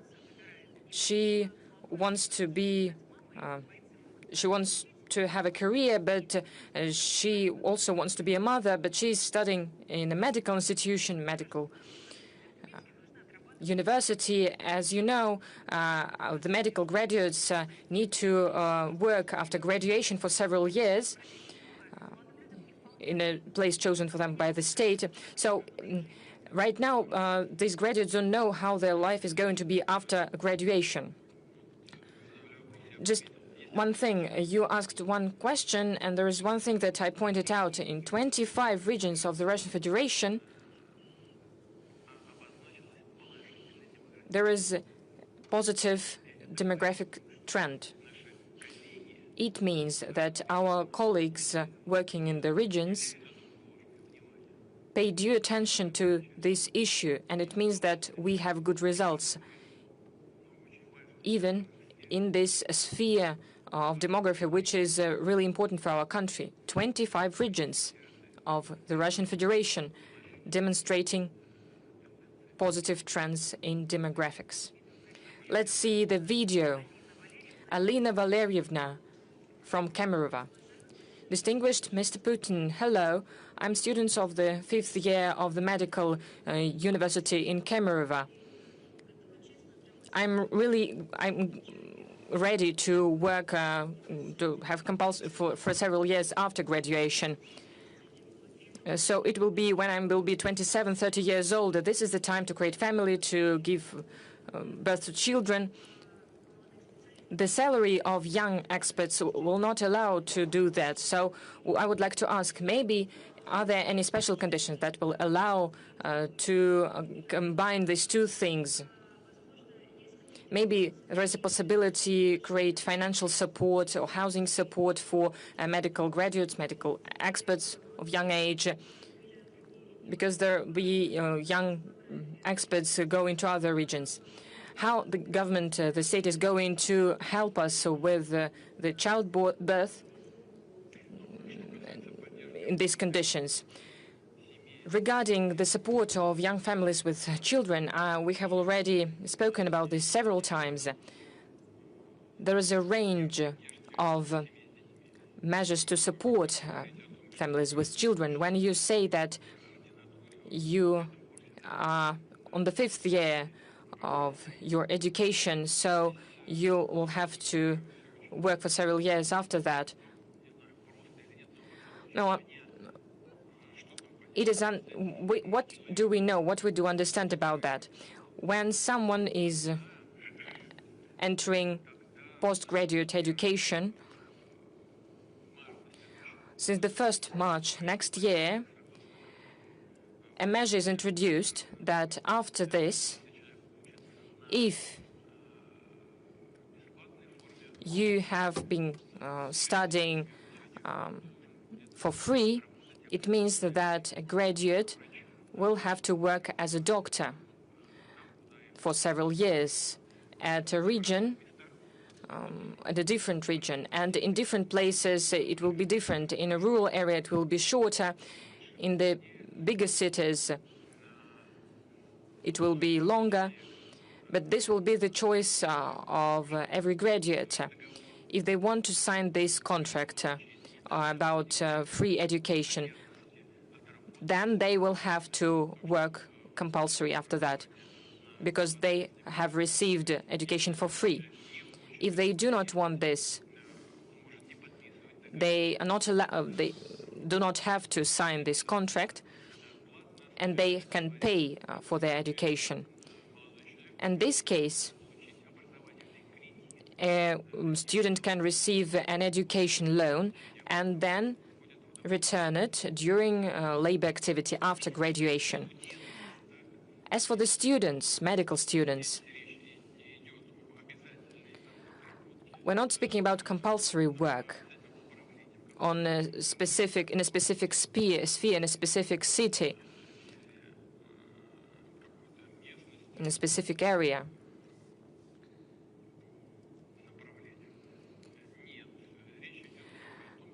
We are only saying that a medical graduate who is going to graduate from a medical institution has to work according to his or her medical sphere in a medical institution where people can receive services according to the compulsory medical insurance. But as for the family and having kids, this is the choice of every certain person. We need to evaluate your opportunities and to take a decision. But as I have already said,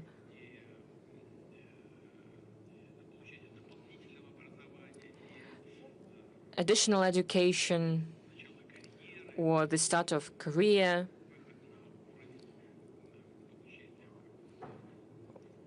or big income cannot be something, could not be the reason to delay getting married or having a child. Well, the one important thing that we're speaking about attestation to become a doctor. Yes, for instance, someone is graduating from a university. This person is not being sent somewhere far away to a town or a village. This person just needs to work as a doctor in a public institution with the compulsory medical insurances. But before that, in the Soviet Union, people were sent to other regions, but now we do not have that. The decisions that were made, they're very soft, and this is a kind of a recommendation. Probably it would be better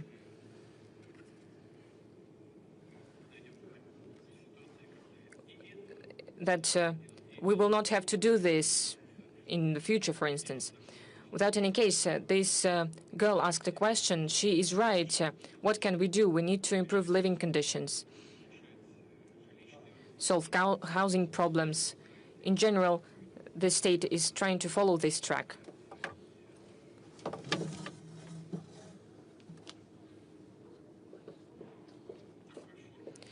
This regards such form of support as a paramedic in a village or a teacher in a village. There's a range of support measures that we need to prove. As for the pedagogical universities, they will also have to work after graduation. Well, everyone is really afraid of this decision. As we're speaking about graduates from pedagogical universities, this will not be applied to them. Please, let's work with the audience. The hero of Russia, our military journalist. Hello, Mr. Putin. I have a question.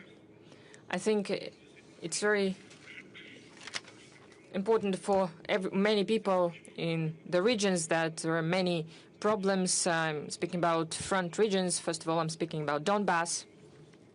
There is a very acute problem of water supply. We have spoken a lot about this for many years.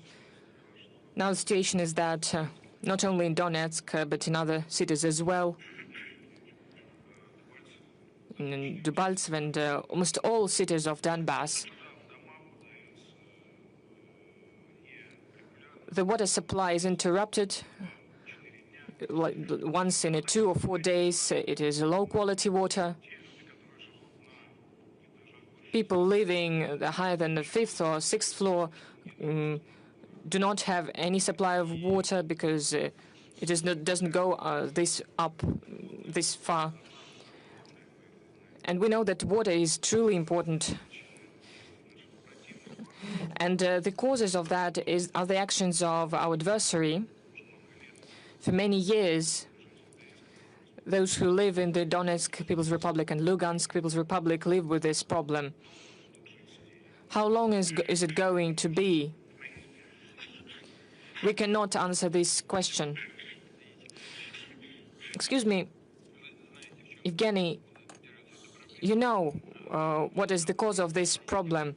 The system of water supply, the main system of water supply, is beyond Slavyansk, on the territory that unfortunately is still under the control of the adversary. This problem can be solved in a drastic way when we will control this territory. But this is not the only solution. You know, there are opportunities of creating water pipelines, finding water on the territories that we are controlling, digging. One water pipeline has already been constructed, and now we are thinking about constructing one more. One of the key problems from the past is the loss of water, because the loss of water in the existing pipelines was 68% up to now. Now they have reduced, but still, this is around 50%. Of course, I have discussed these issues with the members of the government, with the authorities of the region, but it turns out that solving the problem of water laws means that we need to repair the whole pipeline system that was neglected for decades. Everything collapses there. In order to repair this whole system,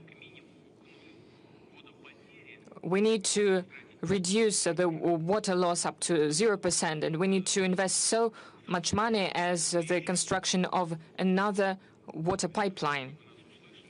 But I would like you to hear us that we know about this problem. It is very acute. We'll try to do everything to solve it as soon as possible.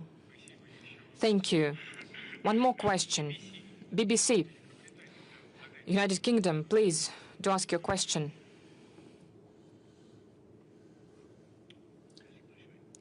Thank you very much. Steve Rosenberg, BBC News. Well, I cannot see you. Just directly.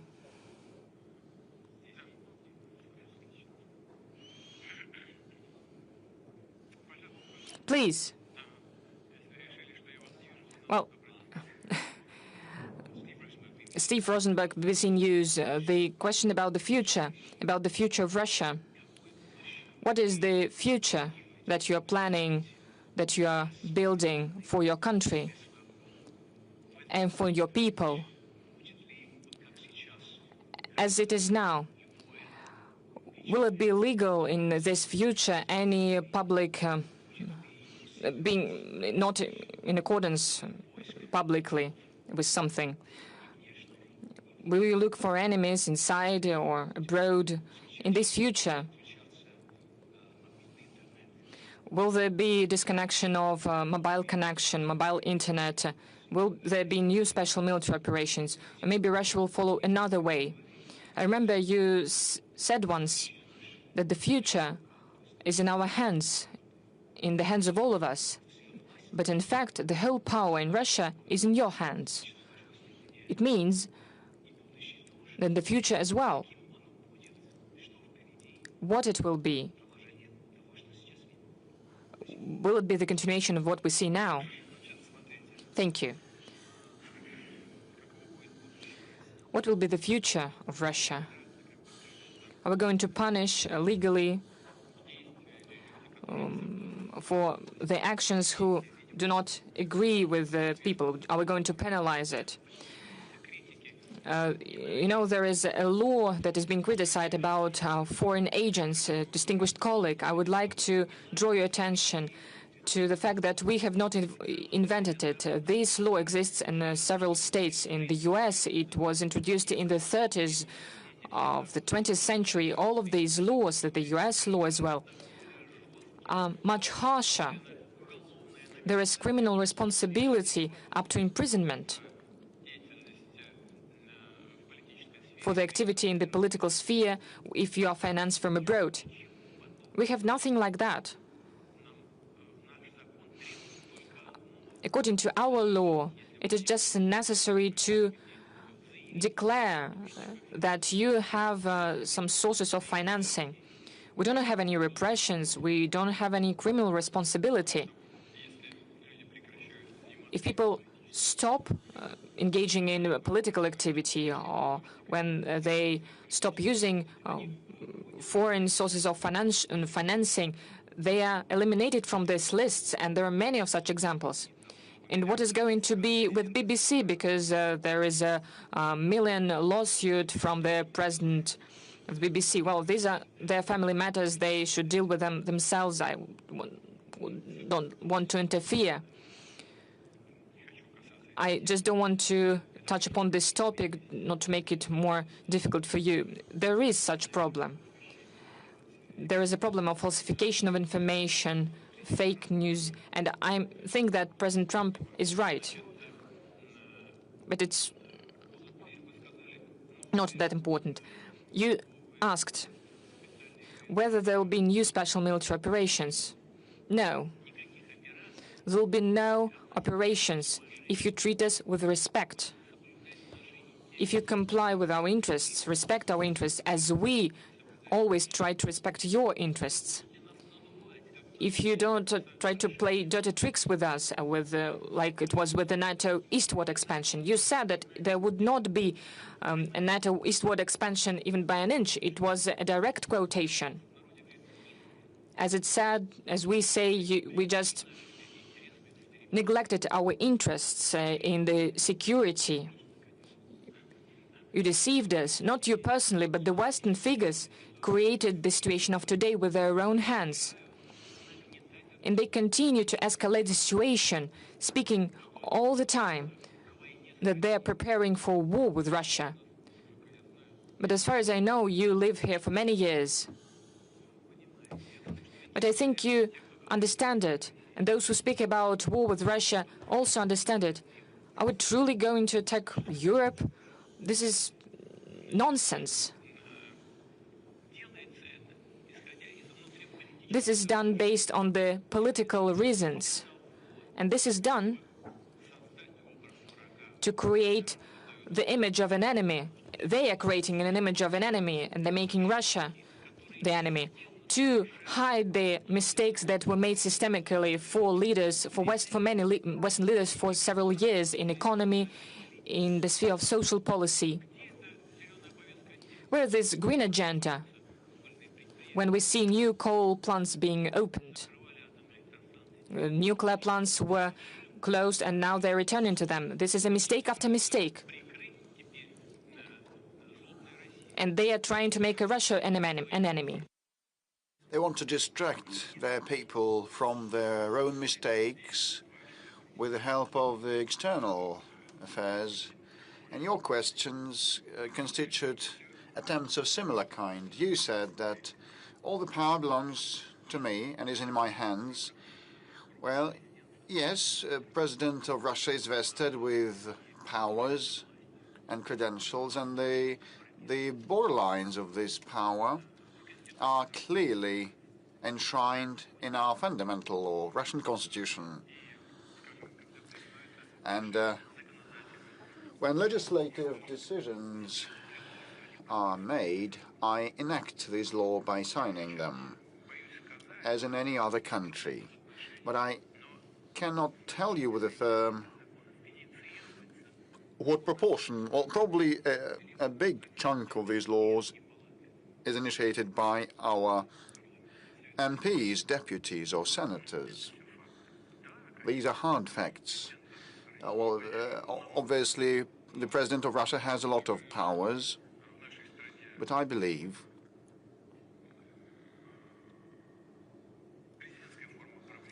that as this is a presidential republic, this is justified as of today. But in concluding, I must say that we're ready to work with you, work with the United Kingdom, Europe, and the United States, but on par, given the due respect for one another that should be in place. And frankly, incidentally, if we end up there, everybody will benefit. I have already recalled one of the conversations that I witnessed. The former Germany's Chancellor Kohl, back in 1993, he said that the future of Europe, if Europe wanted to be preserved as a standalone civilization center, should be together with Russia. And we are mutually complementary in a natural way, and we must work together and make headway, he said. Otherwise, Europe would disappear. He said, well, look, Russia, despite seeing a slowdown of our economy to 1%, still ranks fourth in terms of GDP size by PPP, following China, US, and India. Russia is number 4. We are followed by Japan and Germany. The United Kingdom that you represent today, unfortunately, ranks 8th or 7th or 9th, probably 7th or 8th on GDP size by PPP. But had we joined our efforts with with the European countries, our joint GDP by PPP would surpass that of the United States. Well, this is all theoretic, but it's obvious that complementing one another, enjoying efforts, we would have flourished. Well, it's you who are waging a war against us, not us. You are waging a war against us with the hands of the Ukrainian neo-Nazis. We're ready to stop that fighting immediately, provided that Russia's security is provided in mid-term and long run, and we're ready to cooperate with you. Well, Steve, I think the audience will agree with me. Lately, we have seen and heard a lot of statements and actions on the part of European politicians that are mind-boggling. Why do you see they display this exorbitant support of the Kiev regime, and no one has been thinking about the European values, and they've been just supporting the Kiev for no reason, and they're even ready to pursue a conflict with the US President. Well, this outrageous policy, as you put it, I've just tried to account for that, answering the question by the colleague from BBC. They are trying to cover up their mistakes, to conceal their mistakes in economy and finance, and they got in a gauge, and so it is very hard for them to move rightwards or leftwards. With respect to a possible conflict with the US President, there is nothing surprising about that, and it's obvious for any observer the European elites used to support the Democratic Party and Madam Harris during the presidential campaign in the United States, and they were quite brazen in that, quite straightforward. Once President Trump was accused of meddling with elections, but nothing was proved, and all the Congress investigations ended in nothing. However, the political elites of Europe directly interfered, and that was quite blatant and obvious and uncovered. And they now hope that after the midterm elections next year, the political landscape will change a bit, and their traditional allies will be back on track, and they will put more pressure on Donald Trump. This is why they are so insolent in the view of the forthcoming midterm Congress election. With respect to separate political figures, they have been conducting themselves in an aggressive way, an unprofessional way, I think. Let's come back to domestic developments. And one final point with respect to those aggressive statements and declarations. I marvel at them. And I personally know the current NATO Secretary General, the former Prime Minister of the Netherlands. I used to pay a visit to the Netherlands, and he's a smart person, a clever person, a systemic one, and an efficient one. He used to be an efficient Prime Minister, and the economy of the Netherlands is in a good shape, and this is partly his merit. But now he's talking nonsense. Why are you talking this nonsense about a prospective war with Russia? They want to get ready and brace themselves for a war with Russia. Can you just read the new strategy, national security strategy of the United States, and it says that the United States is a key player and the founder and the main sponsor of NATO, and the bulk of the funding comes from the United States, as well as the ordnance and hardware and weapons. So the new U.S. strategy, security strategy, Russia is not indicated as an enemy,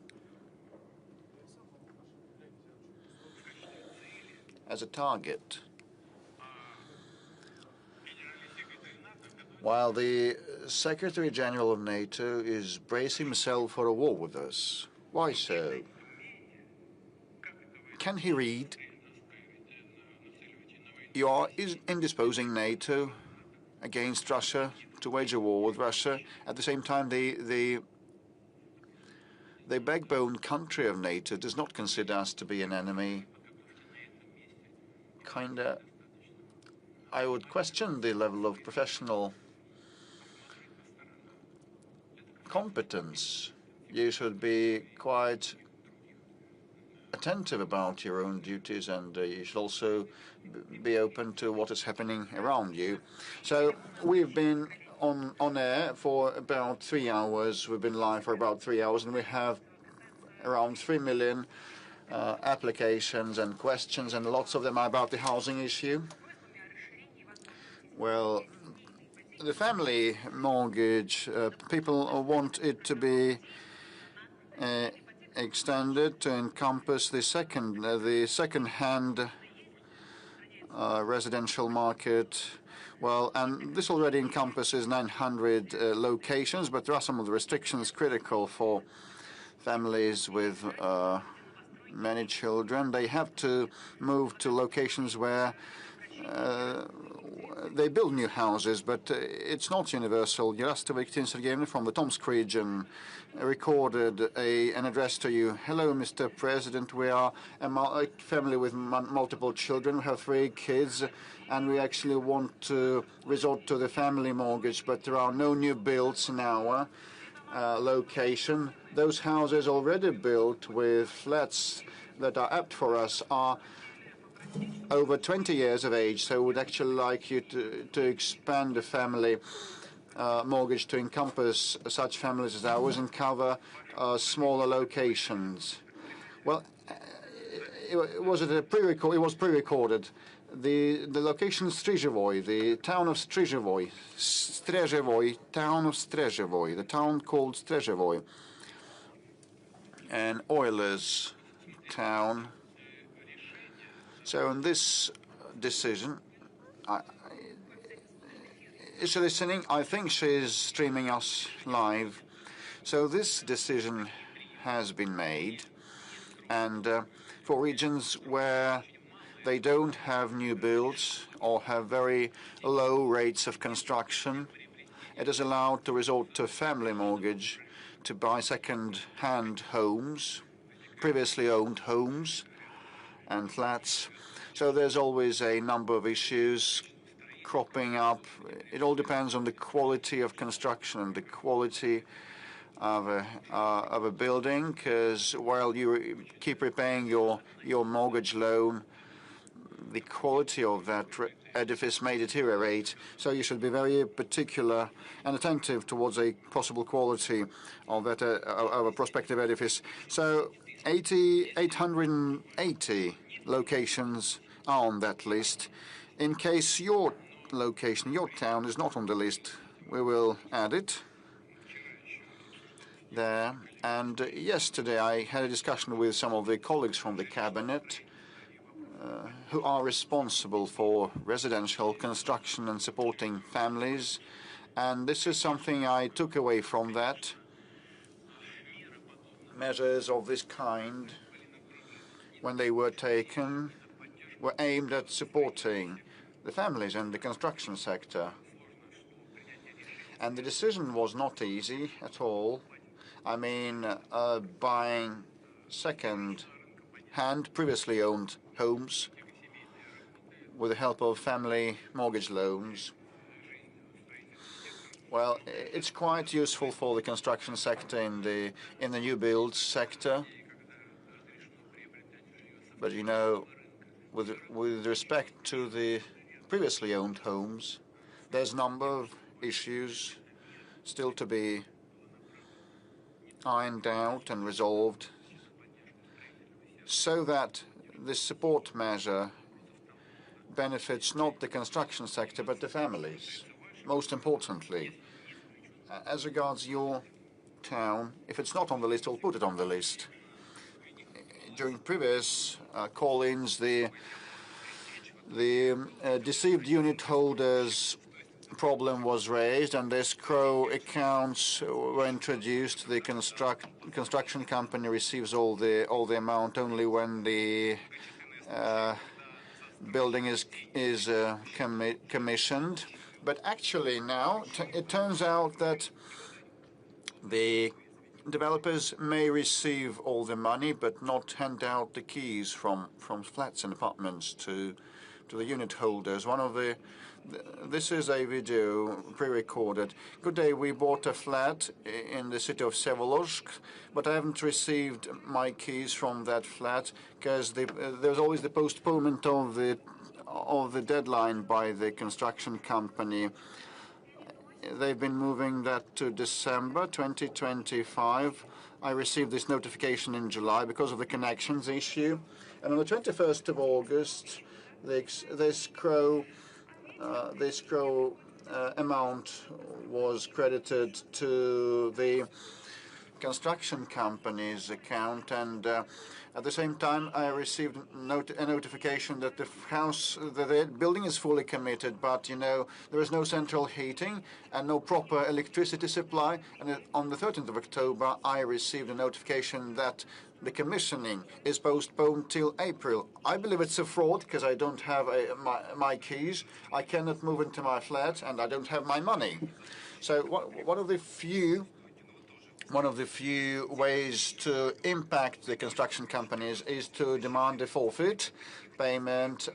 Since the pandemic, there's been a moratorium on penalties, and since then, this moratorium has been extended. Will you extend this moratorium once again? Yes, this is an issue that is well known. The decision to introduce this moratorium to support the construction sector during the COVID-19 pandemic was taken, and this is still in place with respect to penalties till the end of the year. I think this is sufficient, and I would ask the government not to extend this kind of moratorium. Flats should be handed over on time.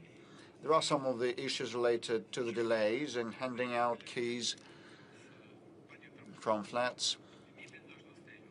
And, you know, sometimes those apartments lack furniture, which is counter to the previously signed contracts, and the connections issue also may be pending. But, you know, I think that this moratorium track should be stopped, and I would ask the government to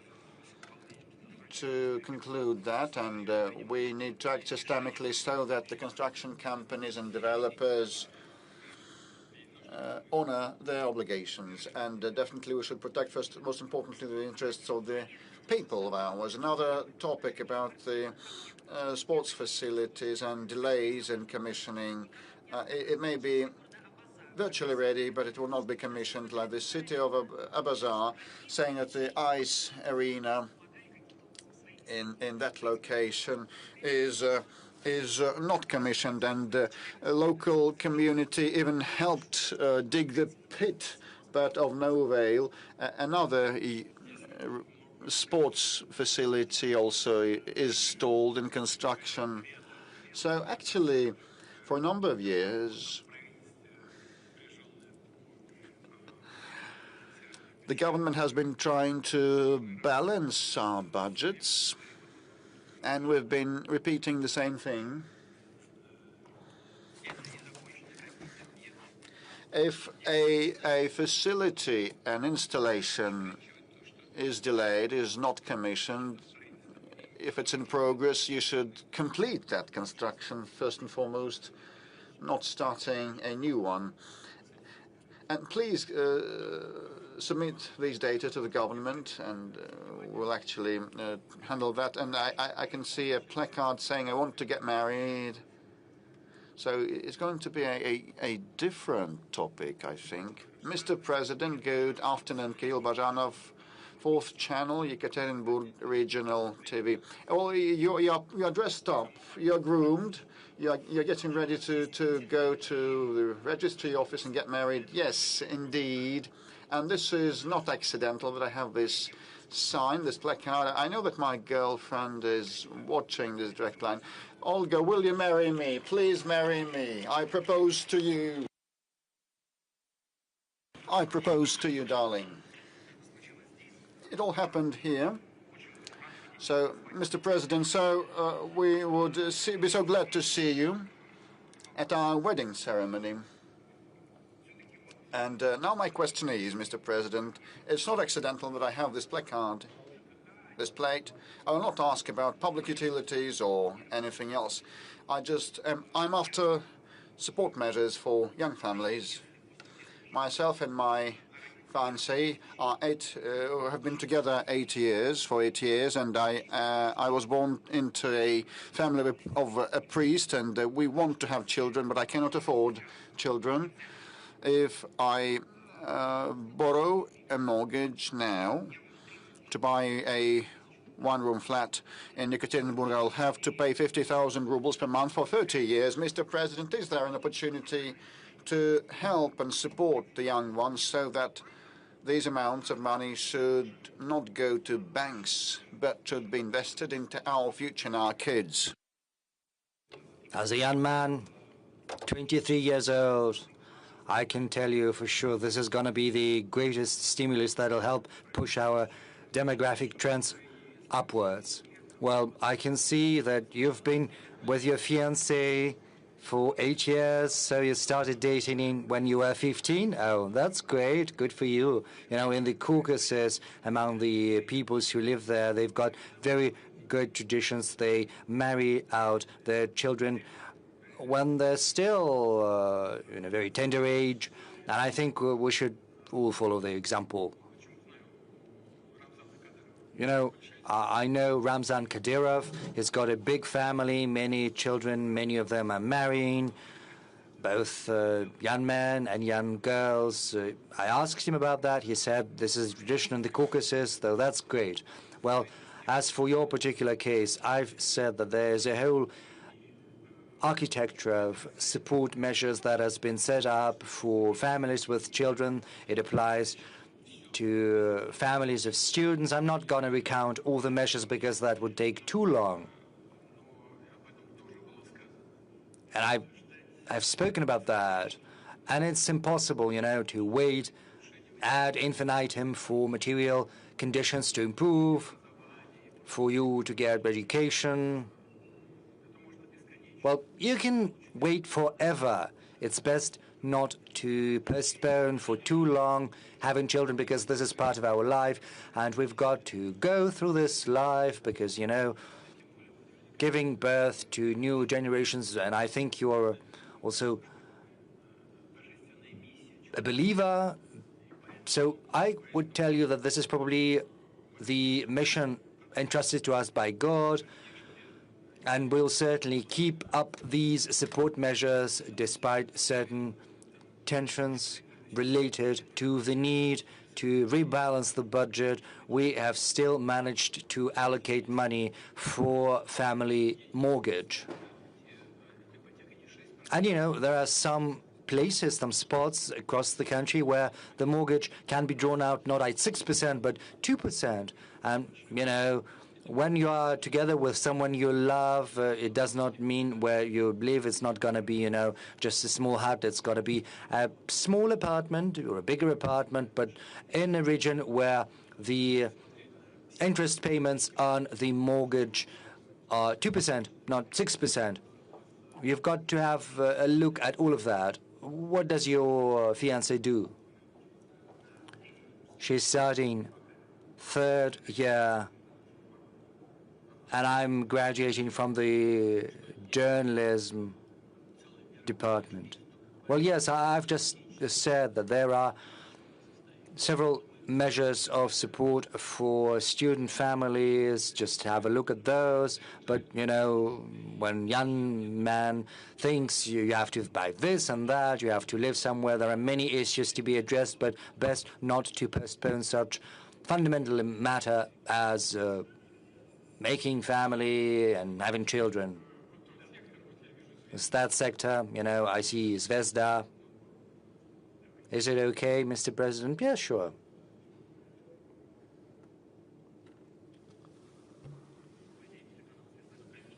Good afternoon, Konstantin Kokoveshnikov, Zvezda TV. You've spoken about attempts at crushing Russia's economy, but I can't help asking about the unmanned vessels strikes by Ukrainians against certain vessels. You know, apart from critical energy infrastructure, there are attempts to strike Russia's export vessels. Several people have spoken up on that, in particular, leader of Turkey, President Erdogan, a woman sitting next to me. She spoke about that. You know, just a couple of days ago, there was a strike against a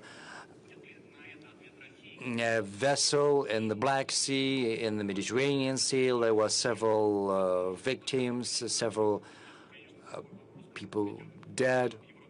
And should there be a blockade of Kaliningrad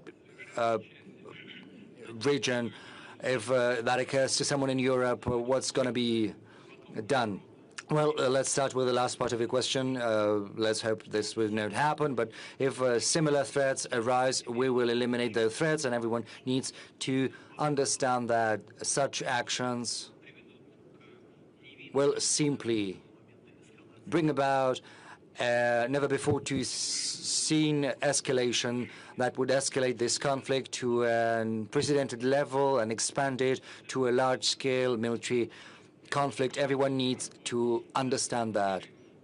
As far as strikes against our civilian infrastructure are concerned, you represented a media that deals with the military. You are well aware that these strikes are something we respond to, carrying out strikes that, in terms of their scale and power, are simply far superior to what the Kiev authorities are doing.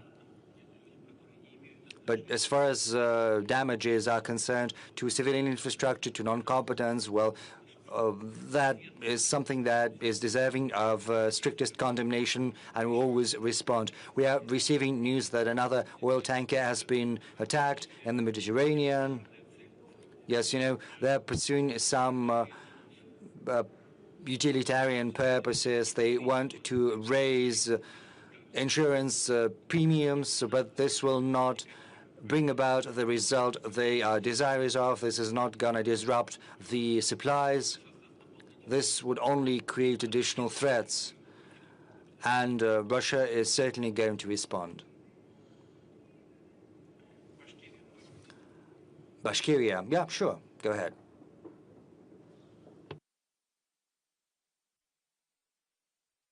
Good afternoon, Mr. President. Thank you for this opportunity to ask you a question. First, let me give you the greetings from the population of our republic.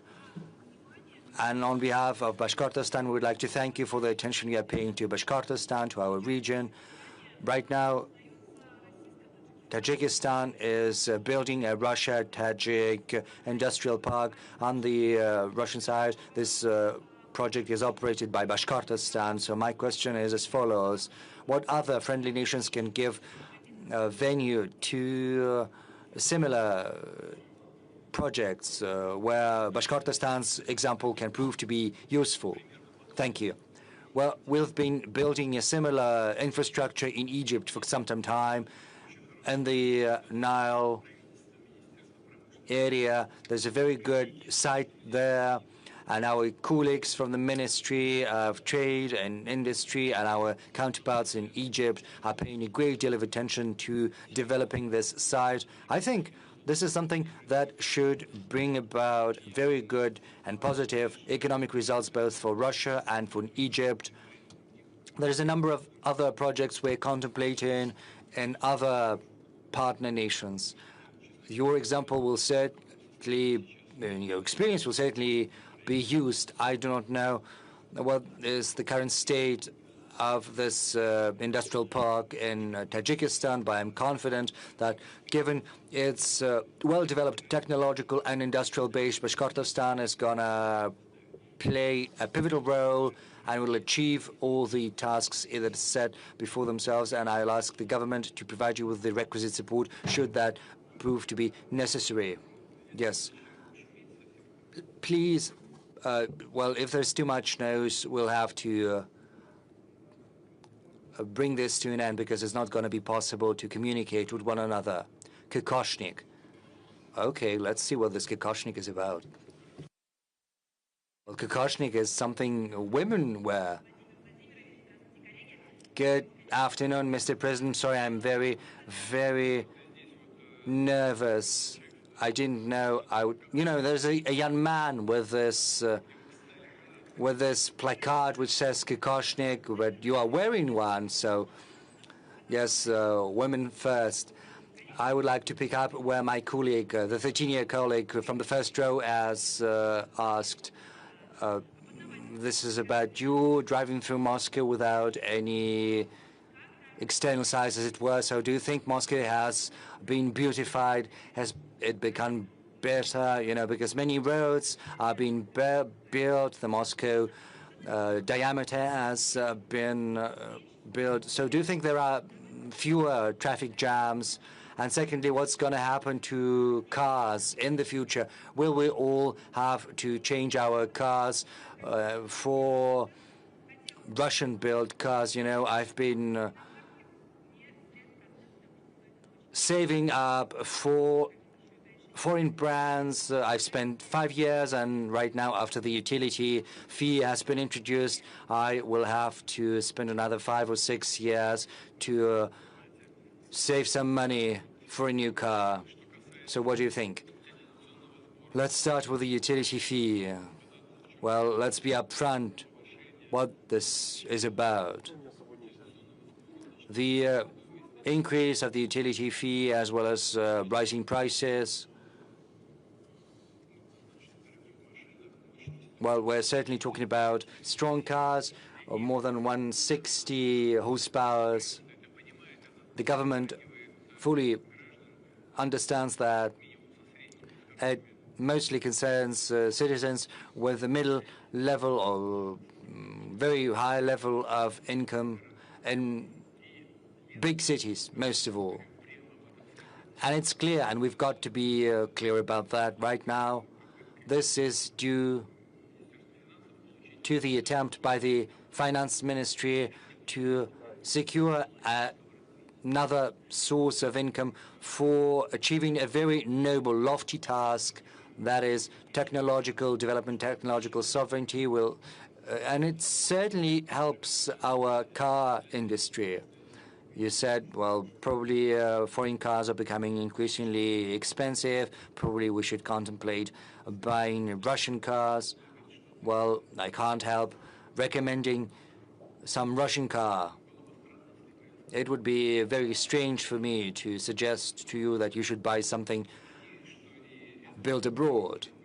But I do hope this measure is not going to stay in effect forever and that the choice our citizens have access to will get wider, either as our incomes grow or as the fiscal burden decreases. Moscow, well, yes, we're all proud of Moscow, and rightly so. Sergei Sobyanin is demonstrating huge results. Well, I think it's 12 million people who live here permanently, plus another 3 million of those who visit Moscow on a regular basis because they work here. So 15 million people, that's what Moscow is home to on a daily basis. And of course, the issue of transport,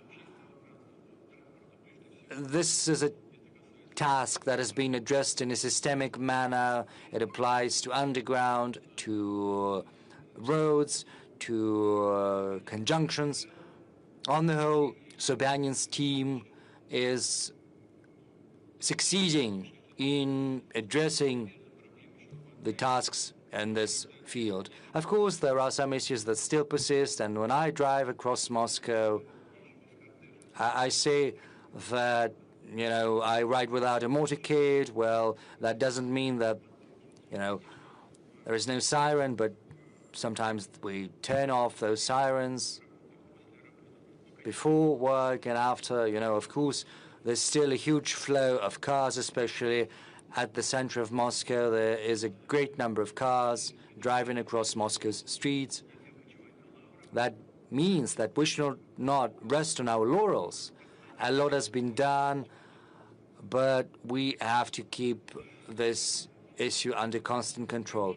Mr. President, we've spoken about those who are suffering from diabetes. Since there's no communication, it's impossible to surveil the level of sugar in the blood, but there is also a problem with medicines. Yes, I've seen that. This is but a fraction of what we have selected. There are people who suffer from cancer, from kidney failure, or high blood pressure, epilepsy. So this is not the exhaustive list. Dmitry Otstovnik from Sverdlovsk region. Good afternoon, Mr. President. My name is Dmitry Otstovnik, city of Krasnotolinsk. Right now, no more preferential deliveries of medicines are carried out in Krasnotolinsk. This has been a regular occurrence since October. The clinics explained to us that they've run out of funding. As Chernomyrdin used to say, there's never been anything like this before, and there we are again. So I'd like to ask you to give instructions to the officials to provide our citizens with medicines under the special preferential program. Yes, indeed, there are many messages like that. I read them before coming here yesterday and the day before yesterday, and I spoke to the government and to the relevant ministries, and they assured me that everything that is within the remit of the federal ministries and the medical insurance system, well, all of the funds have been wired to the regions. There have been no delays whatsoever, whereas you're asking me this question, and I've certainly seen similar messages. Dmitry Peskov has given me a whole pile of such things. So this is about how this is organized on the ground in the regions of Russia. This is about the logistics. This is about timely decisions that are required to enter into contracts on the delivery and on the distribution of these medicines throughout the networks of pharmacies. But I can promise you that we will have a look into what is happening over there in Krasnotolinsk. I do hope this issue is going to be fixed. But on the whole, you know, there are also concerns that state-run pharmacies are shutting down, and this is a source of concern. And that means that medicines at lower prices, at subsidized prices, are not being available.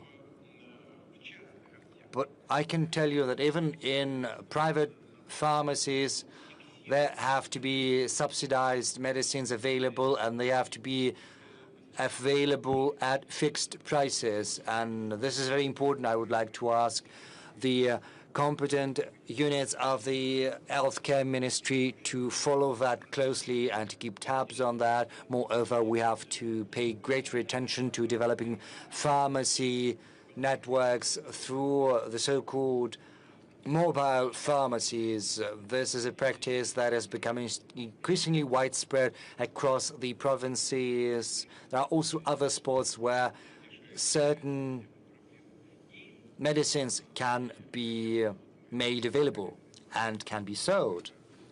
This solves part of the problem. And of course, we can do that through the post of Russia.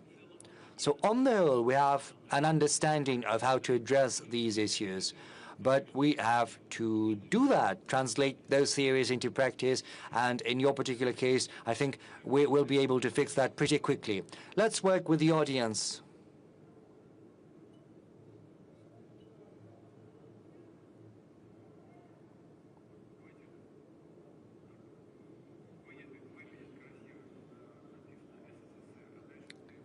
SSSR, and then TF1. First, the person with the placard SSSR, and then colleague with TF1. Good afternoon, Mr. President. Good afternoon. Can I give a present to you? And then a couple of questions. Well, just explain to us what this is, and we'll take that from you afterwards. This is a book which is called Heart of Asia. It's 126 Russian poets who have been praising Persia and Tajikistan. And, you know, there is a dedication here to you, starting from Zhukovsky, 1843, and until present days. This is an anthology of best poems, Russian poets who have been praising Persia and Tajikistan. You love that. I know that. I have a next question. Please, Mr. President, tell me, you really appreciate Marhayan poetry. We are descendants, those people in Tajikistan, Persia, were descendants of Marhayan. Could we ask you, Mr. President, of creating a monument to honor these great scientists, or create a center in the name of Amar Khayyam? This is a good idea. Thank you very much. We will think about this. Thank you for this insight, as it is used to say. TF1, please. Our French colleagues, please.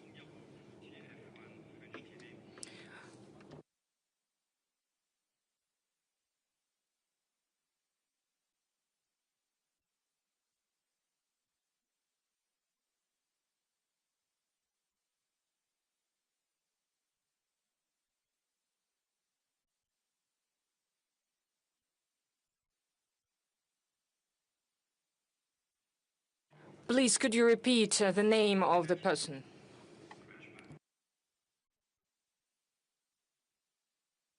And who is that? I have never heard about him. Who is that?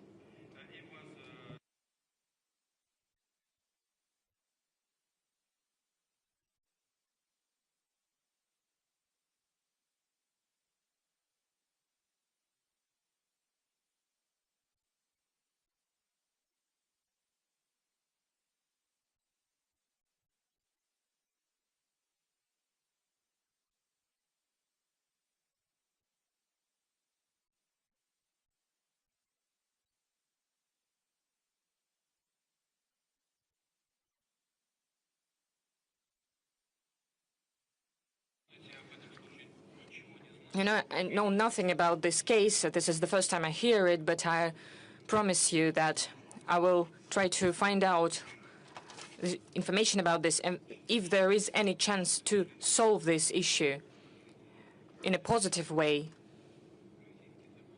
If Russian legislation allows to do that, we'll take all the necessary efforts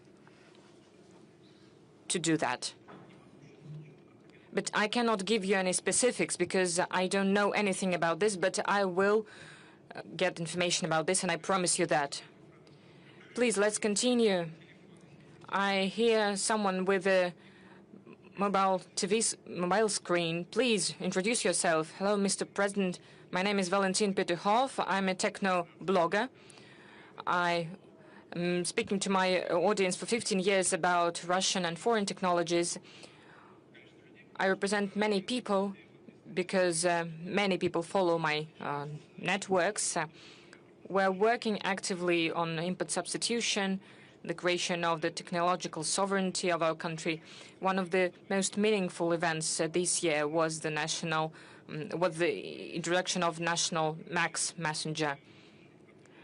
There is a market of messengers, and there are many messengers that are being used by people. So my question is the following one. The creation of the national messenger, was that important and was that necessary? Can MAX messenger truly be competitive comparing to other messengers? And what do you think about such competitions? As a blogger, I would like to ask you to follow my channel in MAX on technologies. I know that you know a lot in this topic, and I have remembered that today is my father's birthday, the 19th of December. I would like to use this opportunity to congratulate all the people that have a birthday today. There are hundreds of people, and we echo your congratulations to your father. As for the MAX messenger and the competition, we always need competition.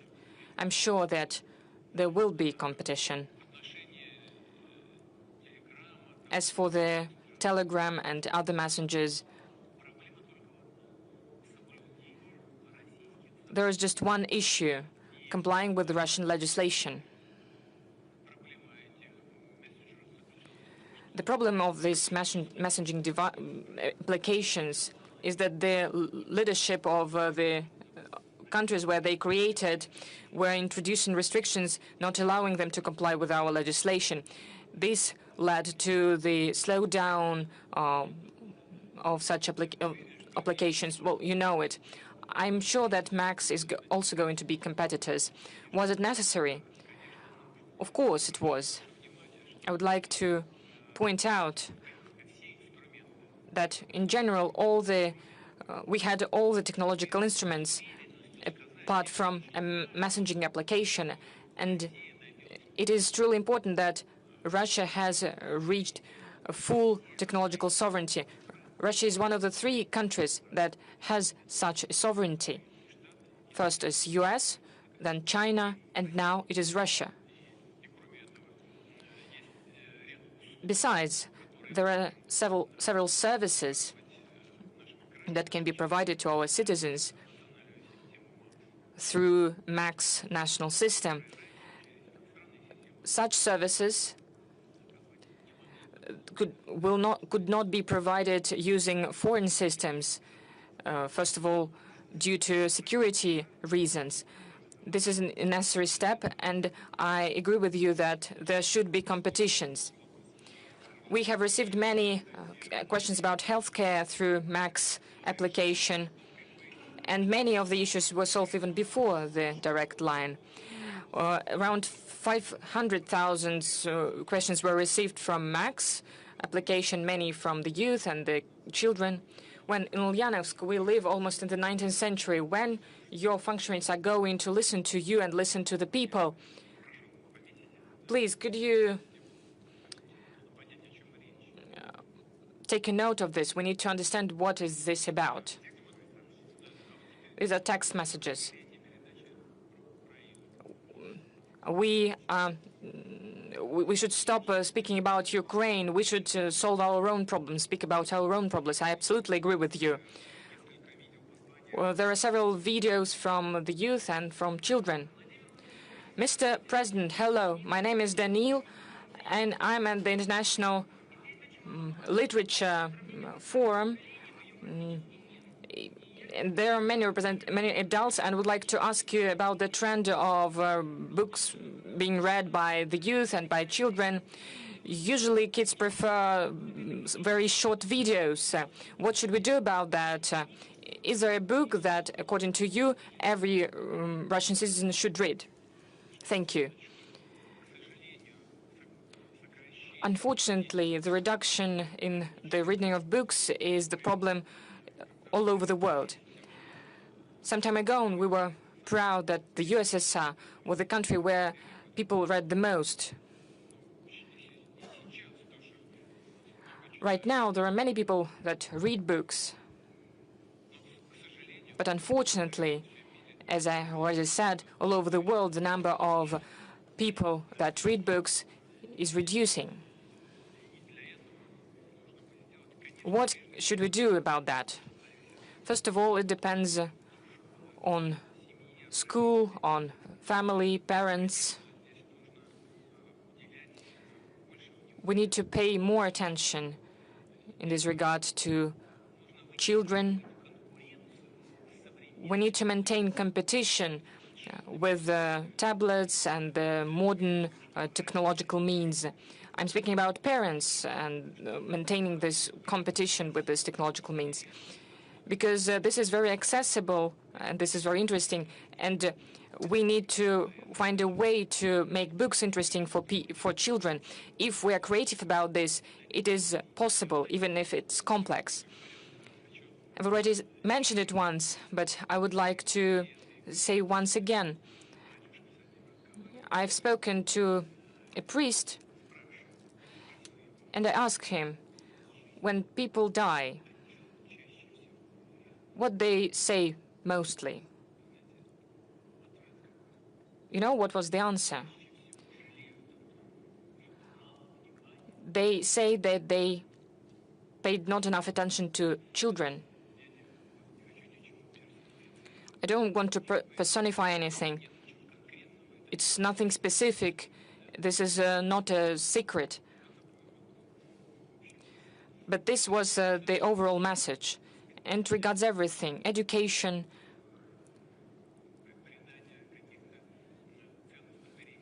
providing some guiding principles, values.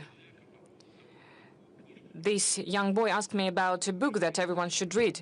Well, the world literature, Russian literature, classics, modern literature.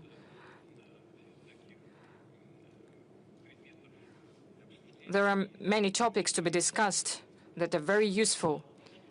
But the main thing is that the book should create the conscience, the idea of the world. But it's very hard for me to name a specific book. Another question that we received through Max from Niatulina Diana. What are your working hours? What is the plate of your car? Actually, I don't know if there is a plate. Actually, I just take it and go somewhere. As for the working hours,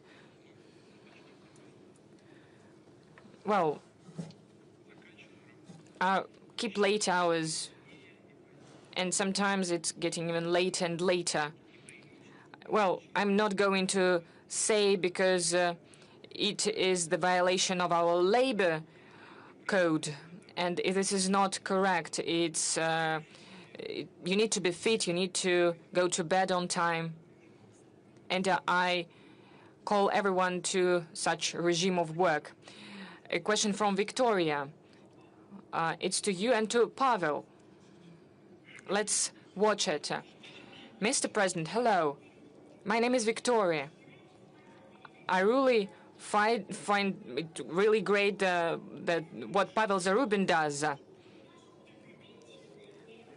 When Pavel will go to pension, I will take over, and please be the president till the time, and I will work with you and cover your work. I would like to congratulate you on the new year and wish you good health and always make right decisions. Victoria, thank you very much.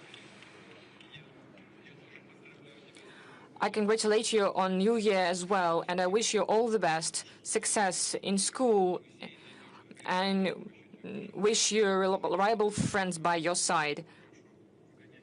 Well, let's keep Pavel for some time. He's quite a young man.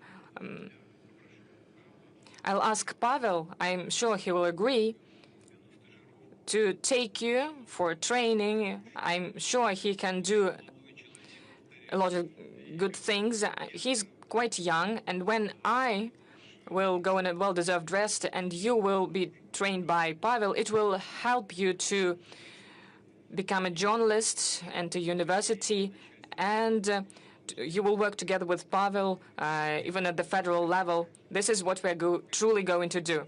But still, I'm not a pensioner right now. I'll keep asking questions. So what is really important for every one of us?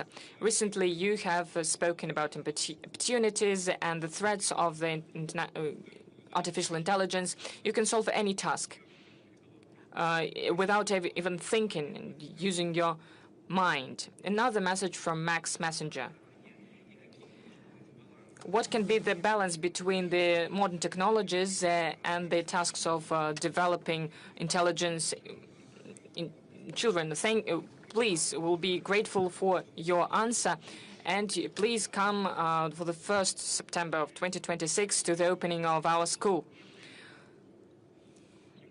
This is a relevant issue, very complex regarding the problem itself. There is a great volume of information. There are new instruments of solving tasks today. You can use the capacities of artificial intelligence. In fact, a danger appears that teenagers, the students, will not try to find the decisions themselves. But as Pavel said, they will just press a button and receive the necessary answer. This is a complex task.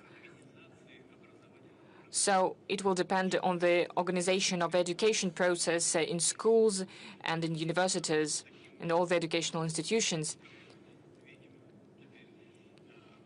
It means this is how we should organize the education process, so that all of this was done and the tasks were solved at schools, in classrooms. So the tasks were posed in classroom before the students and pupils, and they were solved by a specific student or pupil, so that they need to use their brain, so that they would think, so that the development of new technologies would make that part of our society, part of our population would be thinking about what they're doing, and the other part would follow a very simple path, would use technologies, press correct buttons, but would degrade from the intellectual point of view. This is something that we should avoid, and this is the task of the education system, as well as the task for families. Well, I have nothing to add to that. Let's return to the audience. Spas, please.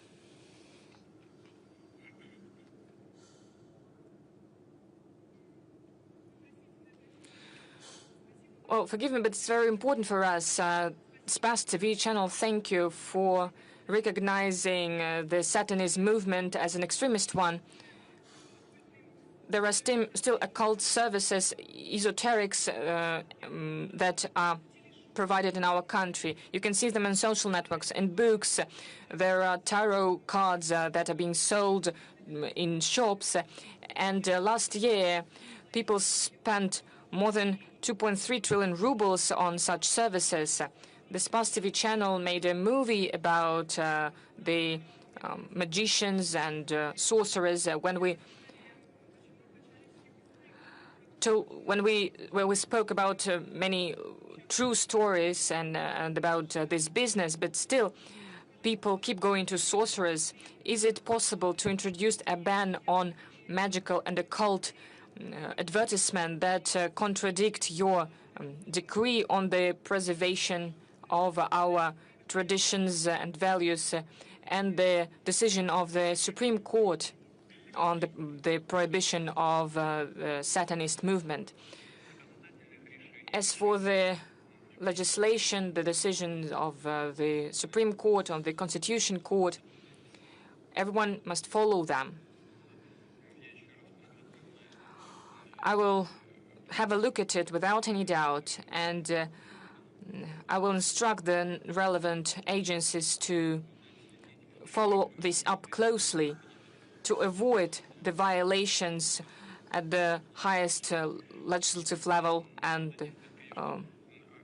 the level of the court decisions. I truly agree with you. Satanism and cult services, sorceries, this is nonsense. That is something that confuses people, brings them to darkness, and affects them greatly, affects their psyche, their morale, and we need to fight against it, but do it carefully without violating human rights. Your colleagues have mentioned it as well. We shouldn't be excessive about these restrictions. We need an analysis and timely decisions.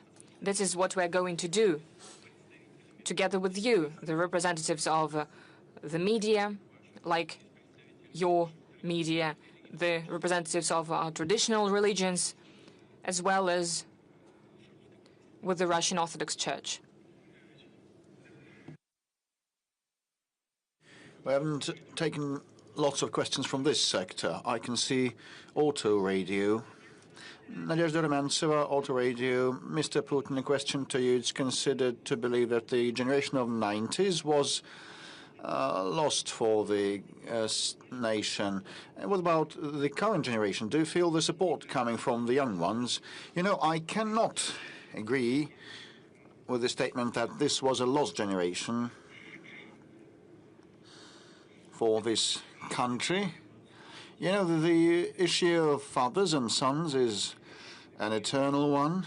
And, you know, the well-known novel by Turgenev titled Sons and Fathers, Fathers and Sons.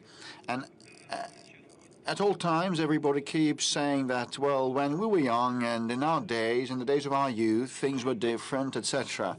You know, after I graduated from the university, I enrolled on the special services. I was recruited by special services, and I joined the external intelligence service of the USSR. So the verification of the aptness of recruits, whether they were able to work in an intelligence service. One of the tests there was putting people in dangerous, risky situations, stressful situations, so that they can manifest themselves. Well, in a critical situation, people manifest and show their true worth and face. And now we live in the context of a special military operation. We have 700,000 people in the fighting area, mostly young ones. Many of them are from that generation of 1990s. How are they showing their face and showing themselves? Naran, have you an idea about how these young ones show themselves? Pass the mic. Well, these are the children of 1990s, and they're heroes. They are the backbone, and you can take them as a model. So this is the answer with respect to the young generation. Yesterday we analyzed the huge array of inputs that we received in the view to the call-in And lots of questions were submitted by young ones, which means that they are more active. They have a more active position than previous generations. And I can see a person in a grey sweater. You don't have any note or sign. Good afternoon. Andrei Belov, Ulyanovsk, Media 73.RU. The question is about transportation, aviation and public transport. Next year, Aviastar factory turns 50 years. It turned out AN-120 for Ruslan jumbo jets, and now it works on a new contemporary make of airplane. Do we need actually, to your mind, a modern cargo aircraft similar to Ruslan? And the second part of my question is about the public transport. For Ulyanovsk, it's a huge problem, and we discussed this issue with Governor Ruskich. Will there be any specific support for Ulyanovsk's public transport system and its procurement with the help of the federal government? And actually, we have a program in place to provide for the procurement of public transport for different regions. And that was always viewed also, inter alia, as a way of supporting our automobile industry. As regards Ulyanovsk, we'll discuss that with the governor. Discussing what the most acute things are. I cannot answer this question right now, but we will discuss that with the governor, rest assured, and if need be, we will provide necessary support. As regards Aviastar aircraft construction factory, this is a very relevant and acute issue, quite important for us, and we have a very good and long-standing tradition of aircraft construction, both in the military sector and civilian aircraft. Well, historically, our civil aviation and aircraft manufacturing was always a follow-up to the defense hardware and defense equipment and aircraft. And the performance of these aircraft is different, and the consumption of fuel, etc., their parameters differ. But we always took pride in our Tupolev, Yakovlev, and Ilyushin makes. But originally these were primarily and initially military machines. And what we need now, for sure, is our state-of-the-art, modern, homemade aircraft. And the growth of air tickets prices is due to the shortage of the number of aircraft that we have. And those international manufacturers that used to supply aircraft to us decided to quit the cooperation because of some political reasons. And that is bad for them because it subverts their reputation. But this is good for us because it makes us be on our own, work harder, and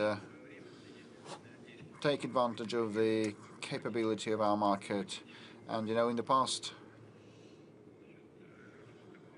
I spoke with the incumbent deputy prime minister who headed Aeroflot in the past, and I told him that it was necessary to buy more domestically made aircraft than import airplanes. And actually, now we have come up with MS-21 that we're rolling out. It is a very good machine, perfectly suitable for international markets. And Superjet 100 also is another make that we have fully localized. And we need our own Russia-made regional aircraft too. You asked whether we need those jumbo jets similar to Ruslan. Yes, we do. Il-76 will be modernized where we need that, and this is high-tech manufacturing requiring very long production chains and level of cooperation to be profound enough. There are some additional pending issues to be resolved, but we will handle that, and definitely wish Aerostar all the best, and we will assist this enterprise. Mr. President, we are approaching the 4 hours threshold. Let's give the floor to Mr. Peskov. We are now nearing the 4 hours of live broadcast, and it's kind of record-setting time. So I suggest we should round off and wind up. There'll be just a set of quick-fire questions, just a quick-fire one. In hundreds of years, school children will study this time, this epoch. What would you place in the time capsule for that to describe or depict our era, to stand for this era? Well, I think that all of us think about the future of their children and grandchildren and the future of our country. I also do.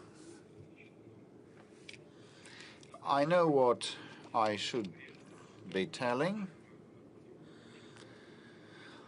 Probably several things in a row.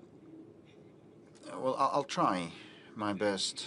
We'll take a pen and we jot down us living in Russia in this incessant, infinite flux of time in the 20th and the 21st century, perceived everything done by our predecessors with gratitude, by our ancestors with gratitude. We lived as everybody at all times with our routine needs, but we were not at a standstill. We made headway, we struggled, we worked, we fought, and we tried to resolve the issues that our time, our epochs, set forth ahead of us, in front of us. And we thought about our time and about future and about you. And if you are holding our message right now, that means that you also feel yourselves being part of our joint, shared, infinite flux of time, our common shared flux of time, and you are aware of the connection of times, and this is very important. Congratulations. That means that we also, as we worked and struggled, did not live our lives in vain, and we succeeded in many respects, and we wish you to be blessed with luck always and be happy. And your kids and grandchildren and grandchildren be proud of you as we are proud of our fathers, grandfathers, and grandfathers. Full stop.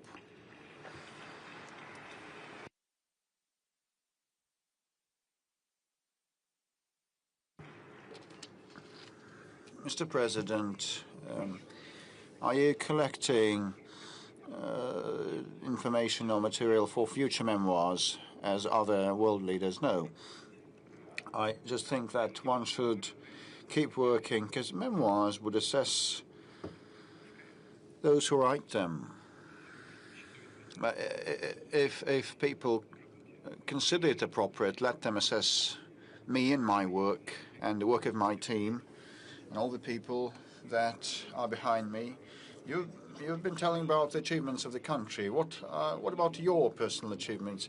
My personal achievements are inseparable from the achievements of this country. This is what I live by. I work day and night. Have you ever, once in a lifetime, sent a message via messenger? Have you done a video circle and sent it to your nearest and dearest? No, never. So I saw your flat at Kremlin's. It's quite bad. An empty fridge, just one Razhenka dairy drink. Where is coziness? You know, all that was designed by the previous head of operations unit under President Yeltsin, and no repair has happened since. Actually, I think, well, we should ask Mr. Borodin. That was done under the standards of maintenance and operations. So that was designed to provide opportunity for rest and recreation in the daytime. I doubt President Yeltsin spent nights there, but I live there. This is just the coincidence of circumstances. I'm satisfied with everything. This is first thing, and secondly, you know, comfort and coziness are created by people. So when my family members appear there, I just feel cozy. Do you have any professional deformations or distortions, professional distortions? Well, yes, as any other man, fully submerged in the work. Which moment or development of this year you memorize in the first place, and which would you like to forget? Well, with respect to which I memorize in the first place and recall in the first place, it is very hard to say, but I think that the New Year that we celebrated last time happened 2 to 3 weeks ago, and this is not an overstatement. You know, everything is so compressed, and we have had many positive developments since then, and at the Defense Ministry college meeting, I spoke about the development of our armed forces that have become the most combat efficient in the world, given the advances in the strategic arms that we have had. And these are major landmarks in the life of our country, not the armed forces alone. And we have been able to preserve the resilience of our economy, and many decisions were made to this effect. And these are positive developments, without a doubt. And speaking about what I'd like to forget, well, I have my own view on that. If you want to forget something, that means that there was a failure, or you did something in a bad way, and you should not forget that. You should rectify your mistakes and correct your mistakes and make conclusions. Which trait of your character you dislike? Is there one? Well, listen. Oh, people just wonder. I'll try to respond. Well, my life is, you know, absolutely conspicuous in front of the cameras, and speaking what I like and what I dislike in myself would give rise to rumors and idle prattle. And do have a true faithful friend. What is true friendship? It's a matter of notions. In the first instance, true friendship means mercilessness. And in my situation, you know, some people around me are tempted to try to lay their hand on that, and I can state with affirm that those people whom I believe to be my friends, and I have such people, I believe in a very reserved way, and I'm not ashamed of them. What motivates you and makes you move forward, and what keeps you in high spirits? What motivates me and makes me move on it's about the trust of people. And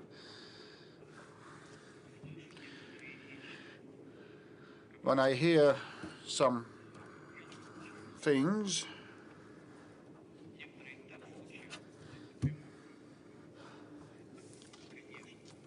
well, some of the things sound in a jarring way, and others are inspiring, and they are motivating. The confidence and faith in the future of Russia, which is what prevents me from losing heart. What is the best thing for a boy aged 13? Excel at studies, or love fatherland or motherland, or anything else? Well, he should love his mother, first of all. And this is not an irony. I once again would turn to Naran. He needn't speak up. I will say everything for him. We had a discussion the day before yesterday when I invited him to come to the Kremlin. And previously, when he had made a report, I had asked colleagues to ask what outstanding issues are there, including some routine things and day-to-day life-related things. And we talked with him. And Naran may forgive me. I think he'll forgive me. I just asked him, what would you like? And he responded, my mom is elderly and she has some health conditions and problems. Will you please help my mother? And such an attitude towards one's mother is not merely an attitude of one person to another person. It's a mindset, a mentality. So people with this attitude become heroes of Russia.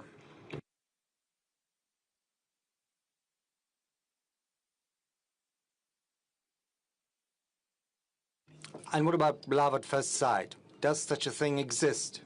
I think it does. Where does motherland start from? For you personally? For me personally? Well, it starts with my parents.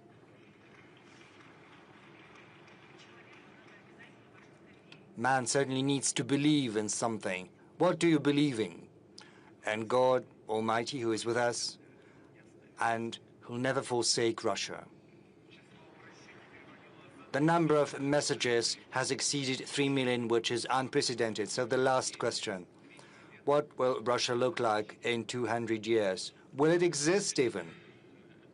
Well, 200 years. Well, I don't know how it happened, but you've asked me to project a message hundreds of years into the future, which is very hard to forecast because given the growing technological component, given the increased influence of AI, given our accomplishments in genetics and biotechnologies, it's impossible to forecast how human consciousness is going to evolve, whether borders will be there in future, hundreds of years hence. So it's kind of a message from us to our descendants. Well, I try to do that based on how things stand right now, but as for what is going to happen in 200, 200 years ago, well, 200 years, that's not that long because the Bolshoi Theater is celebrating its 250th anniversary. So for Russia, 200 years is not that big of a time stretch. I'm hopeful that the country will be highly educated. And this high level of education of our citizens is going to serve as a foundation for high technological development. With the help of these technologies, the country will be capable to address all the tasks in front of us, be that in economy, in healthcare, social policies.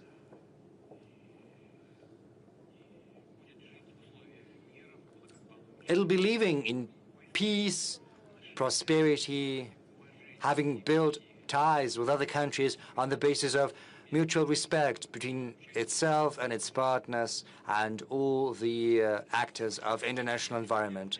Thank you. Well, yes, just a moment. I promise this is not the end. Well, please, please. No noise, please. Let's go sector by sector. Ichu, what's that? What's that about? Mr. President, my name is Anna Rigin. I'm from Yakutia. Ichu is translated from Yakutian as it's cold. We know that Yakutia is a cold place, but we have very warm hearts, and you know that better than anyone. So my question to you is as follows, Mr. President. I'm terribly nervous. I've been waiting for this chance to ask my question. In the Arctic, in Yakutia, the electricity tariff for hospitals, schools, and other social facilities has grown 10 times over the last 4 years, from 5 to 50 rubles per kilowatt hour, which is an enormous burden, given the fact that the efficiency is not growing at all. I'm terribly... No. Take it easy. Go ahead. But unfortunately, there's a high level of incidents, and you know that in the Arctic and the North, an accident is almost a catastrophe. So is it possible to add the special allowance to us, which used to be in place in the Russian High North and the Far East? You've been to Yakutia. Maybe you'll be in Yakutia in winter. And with due respect, we'd like to interview you. And if you come to see us, I'll be happy to be the one interviewing you.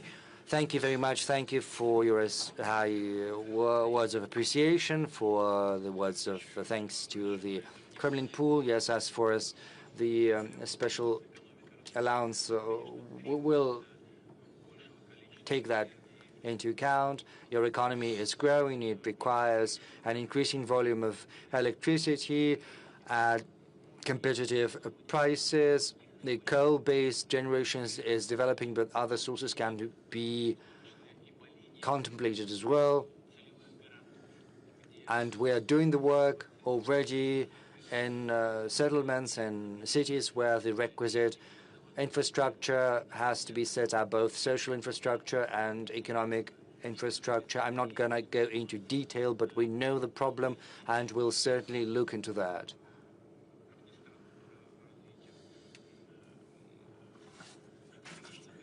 We'll work on green sources of energy without forgetting, however, either gas-based generation or oil-based generation. Another, fuel oil, of course, is not that efficient as a source of energy, but we'll certainly use different sources of energy, and will also increase the capacity of the grid. We'll certainly keep Yakutia in mind, because Yakutia is the treasure trove of mineral wealth, which still waits its hour to be extracted. Rest assured. And I've jotted it down. We'll look into that. Artificial intelligence. I think that's relevant. Go ahead, please. Good afternoon, Mr. President. 360 TV channel, Regina Orekova. You've spoken about AI today, and you said it will not allow Russia's dependence on foreign neural networks. Does it mean that ChatGPT and other foreign neural networks are going to be prohibited? Is there going to be a special type of regulation in the field? And second question, if you'll allow that, you said that love at first sight exists. Mr. President, are you in love? Yes, I am. That's the answer to the second part of your question. Whereas the first part of your question, is concerned, I can tell you that we're not going to prohibit anything. There is Russian legislation. If there are certain violations of the legislation, then restrictions are put in place, but we're not going to introduce any bans or anything like that. Tomsk, please. Yes, please, go ahead.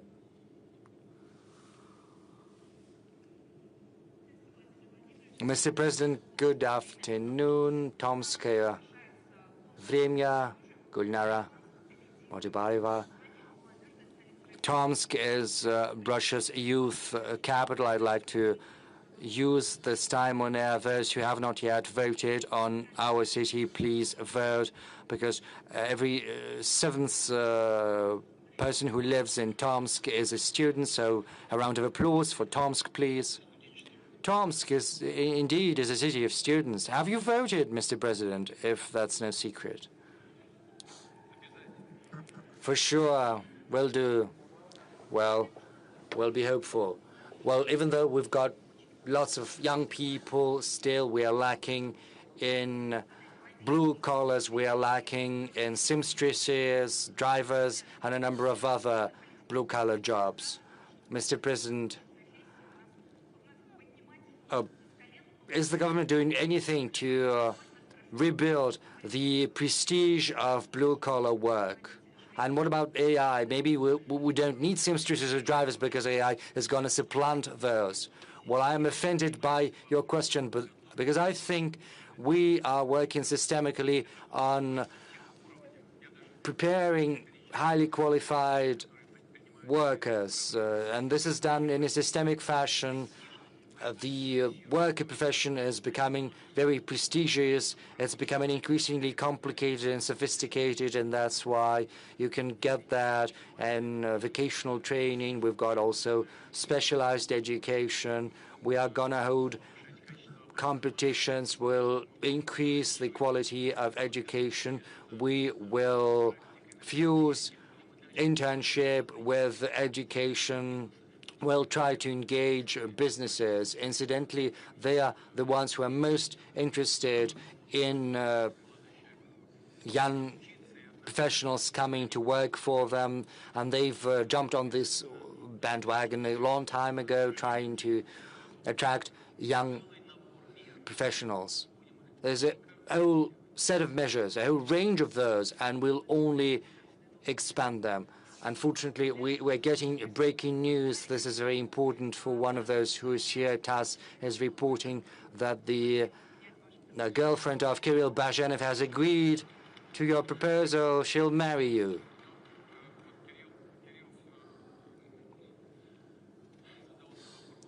Well, Kirill has been asking the question about the material component of life. Well, of course, it's important. It's the right thing to do for the gentleman. He is the one who's supposed to contribute to addressing these material. Well, you know, we'll take a hat and we'll do some collection, well, at least for your wedding. Another Ukraine. There's another question. Yes, we've covered Ukraine, but we have not yet covered another Ukraine. Good afternoon, Mr. Ukraine. Network media, another Ukraine. This is a network movement. Of course, my question is about Ukraine because it applies directly to our motherland, Russia. Trump has said that Zelensky is using war in order to avoid holding elections. And in response to that, Zelensky said he is ready to hold elections in 60 or 90 days, which is cynical lies, because Zelensky has destroyed his country. He decided to choose arbitrariness and violence over democracy. Mr. President, you said that a referendum has to be held on de jure recognition of new territories in Ukraine as per Ukrainian constitution. How can a referendum be held in a country where a gang has usurped the power, destroying democracy and everything else? Because for a referendum to be held, first constitutional order has to be re-established. The ban on 18 parties has to be lifted. A law has to be introduced on on stopping the prosecution of those who spoke against the coup d'etat, because the amnesty was adopted after 2014, which basically pardoned those who were the ones initiating the coup d'etat and even the violence they employed for their own self-interest. Electoral law has to be re-established as well, because half of Ukrainian population has fled from Zelensky. That's 18 million people, according to the estimates. Where are they supposed to vote? Sanctions have to be lifted against Ukrainian citizens, and the revocation of citizens against those who did not agree to the neo-Nazi policy pursued by the regime. Media have to resume their activity after having been banned before. What about your question? Yes, getting there. Without these measures, a referendum would only mean legitimizing the criminal regime, basically election without election.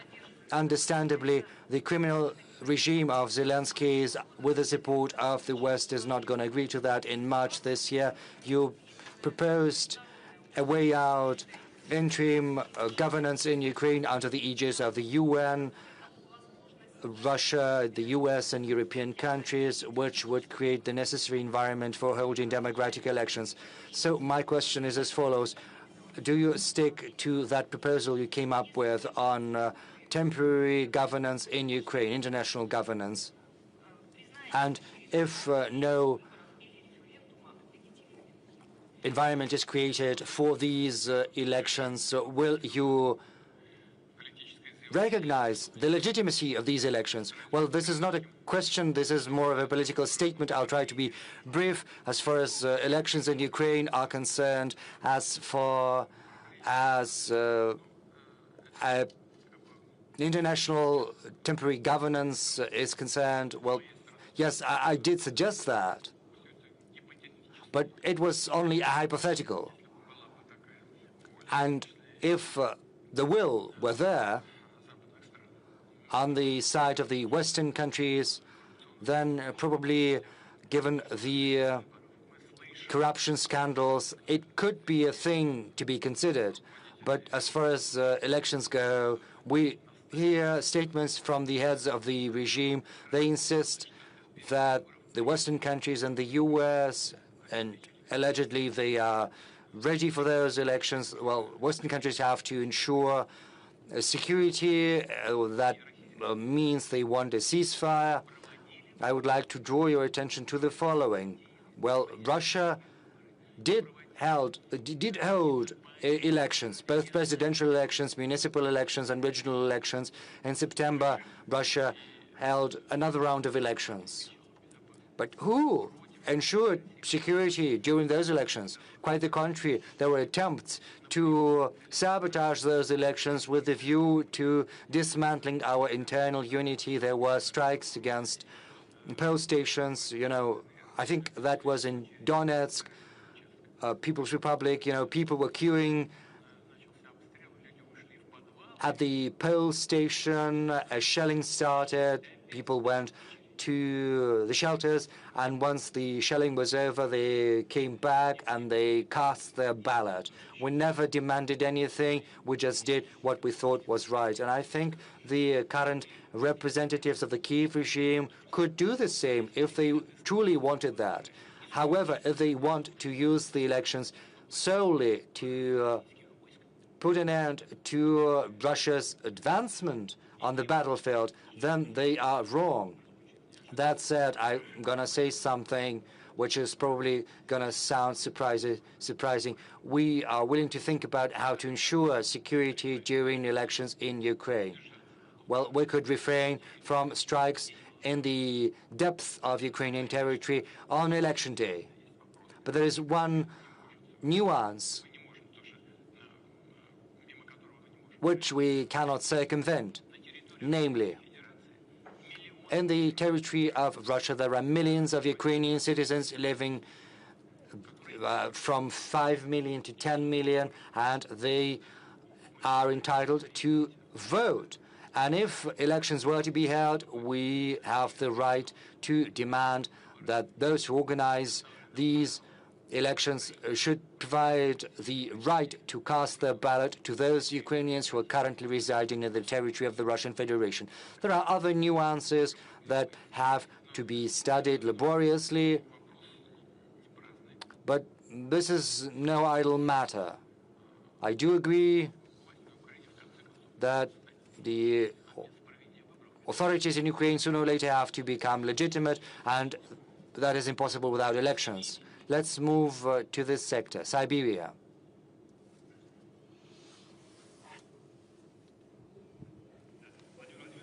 Mr. President, good afternoon. Hi, my name is Denis Shaluta. I'm a blogger from Siberia. I've got a TG channel. I cover social, economic news and the development of Siberia. Since October this year, there are rumors circulating around the establishment of a cluster for deep processing of rare earths and non-ferrous metals. Do you think this is the best solution to provide our economy with critical metals and to relaunch Russia's industrialization? Because the prospect